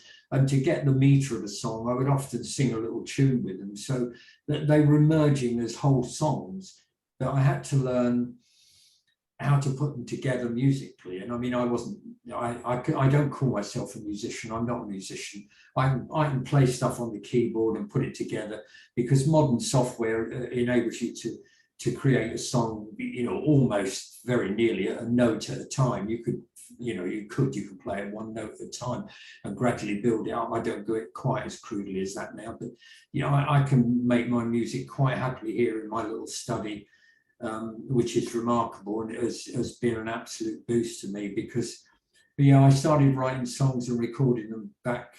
I can't remember when, 93, I think it was, around that time. I think it was before Steve died. I think it was 93, but around 99, I started writing a lot. I've written and released on my own or with other people 18 albums. I've got 3 new ones. So I've got one coming out in America shortly with Mark Mortimer, who I'm working with at the moment. I got 2 of my own, which were written during lockdown, which I've got fingers crossed on. But I love collaborating with people. And this guy sent me a song called The Boy in the Butterfly Shirt. He said, I've written this song about you. I said, send it to me. I'll have a listen. I get lots of people writing and saying, can we send you a tape or something like that? And, it doesn't always work out. It's nice, and I always reply, but it doesn't always work out. But this song, when he sent it to me, jumped straight out at me. And this had been written by a guy called Damien Youth. And I love the song so much. I said, Damien, I'd like to record that myself. And he very generously said, yeah, that's fine, you can do that. So he sent me some guitar playing, and it worked out so well. I said, well, send me some more guitar playing. And we began writing like that, and it just literally took off. I mean, we wrote an album called Nevergreen, which is a concept album, if you like, or a story album. Anyway, it's got a story that runs through it, and I wrote a story to go with it. And Damien was quite happy. He was, again, very generous in letting me, follow that trail. And that came together very quickly. We both loved that album. Then we moved on to an album called Tattoo, which, in my album output, out of all my albums, including Kaleidoscope Fairfield Parlour, if I'm allowed to say so, is one of my favourites. It's just a simple little acoustic album that Damien and I put together, which I just love that album. But we were frustrated because Damien and I both like to be in a band, but Damien's over in Louisiana or New Orleans, and I'm here, and it's not really possible. I mean, we did toy with the idea of me going over there and we'll form a band, but I don't know, it wouldn't go down very well here at home. So he said, "Well, I'll tell you what, we'll be a band. We'll just be a band. I'll incorporate some more instruments in the track, send them to you, and we'll put it out as a band album." Which I thought, oh, that's fun. We'll have some fun with this. And Damien came up with the name of the band, the Morning Set, which was fun, and we put an album out, and it's absolutely great. I love it. It's a really fun album. And then later on, we recorded an album together with Mike Dole, who is another great guitar player, lovely music. We recorded an album called The Life of a Butterfly, which is split fairly evenly between Mike and Damien and myself. And again, it's just pleasant acoustic music, which I like. I do like the simple acoustic and voice. Being a singer, it's nice to feel that your voice is out there fairly high up in the mix, rather than being drowned out by drums and orchestra and cor anglais. Right. Well, yeah, I mean, it's really nice that you have stayed busy all these years. And like you said, the musician, I'm not a musician, but I know if it's in your heart, soul, you've got to be doing that. Yeah. It's something that it's you, it's who you are. So I'm glad to see, and I know a lot of fans are glad to see that you're still writing, still composing, and then you've gone back to your roots and writing poetry.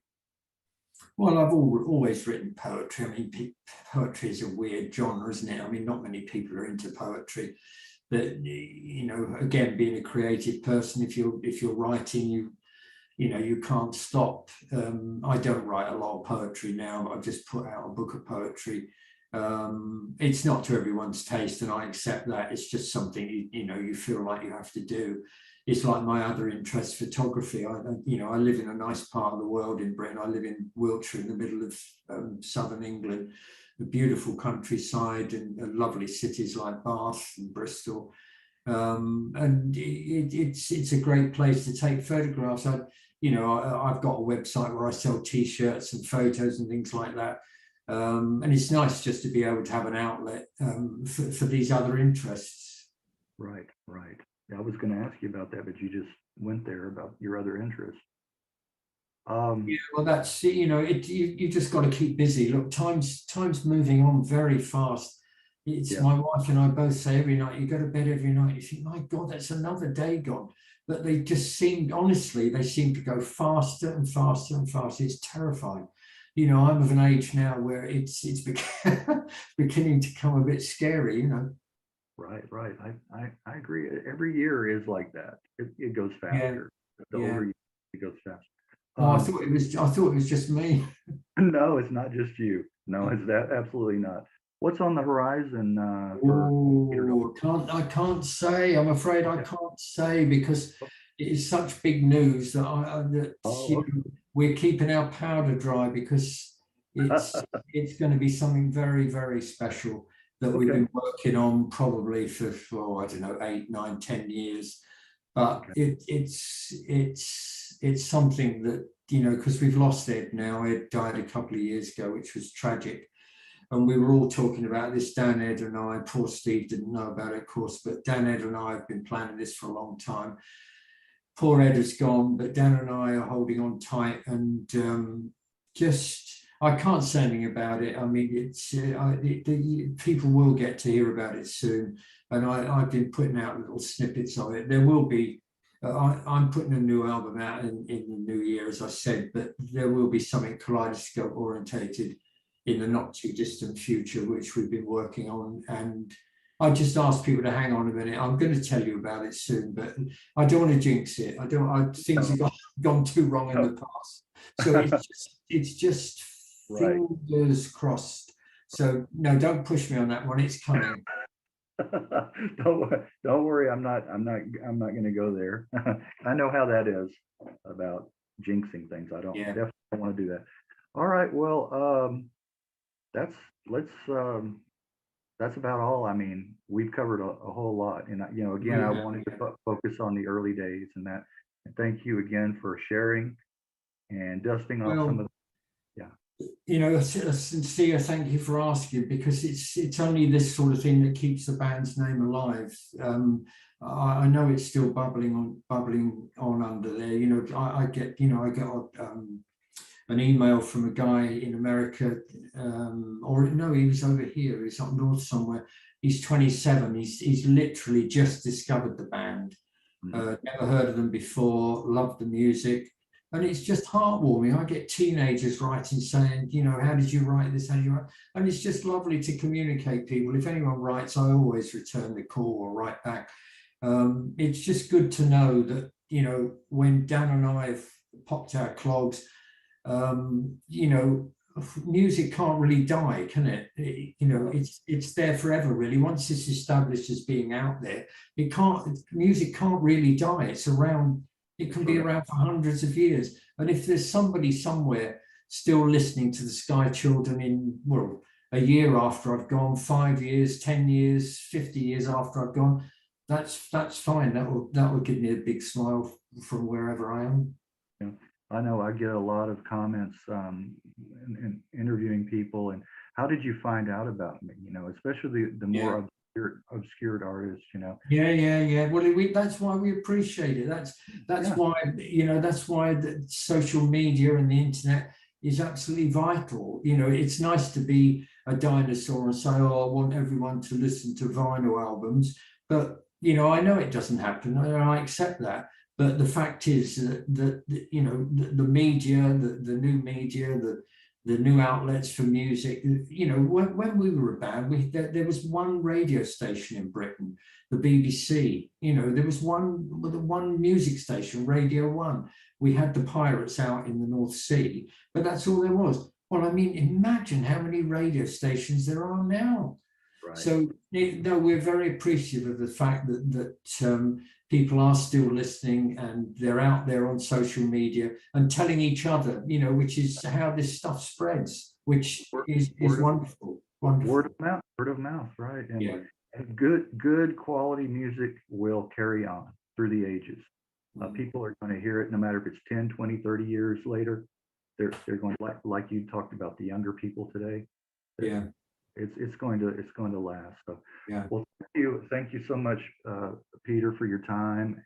Good. Thank you.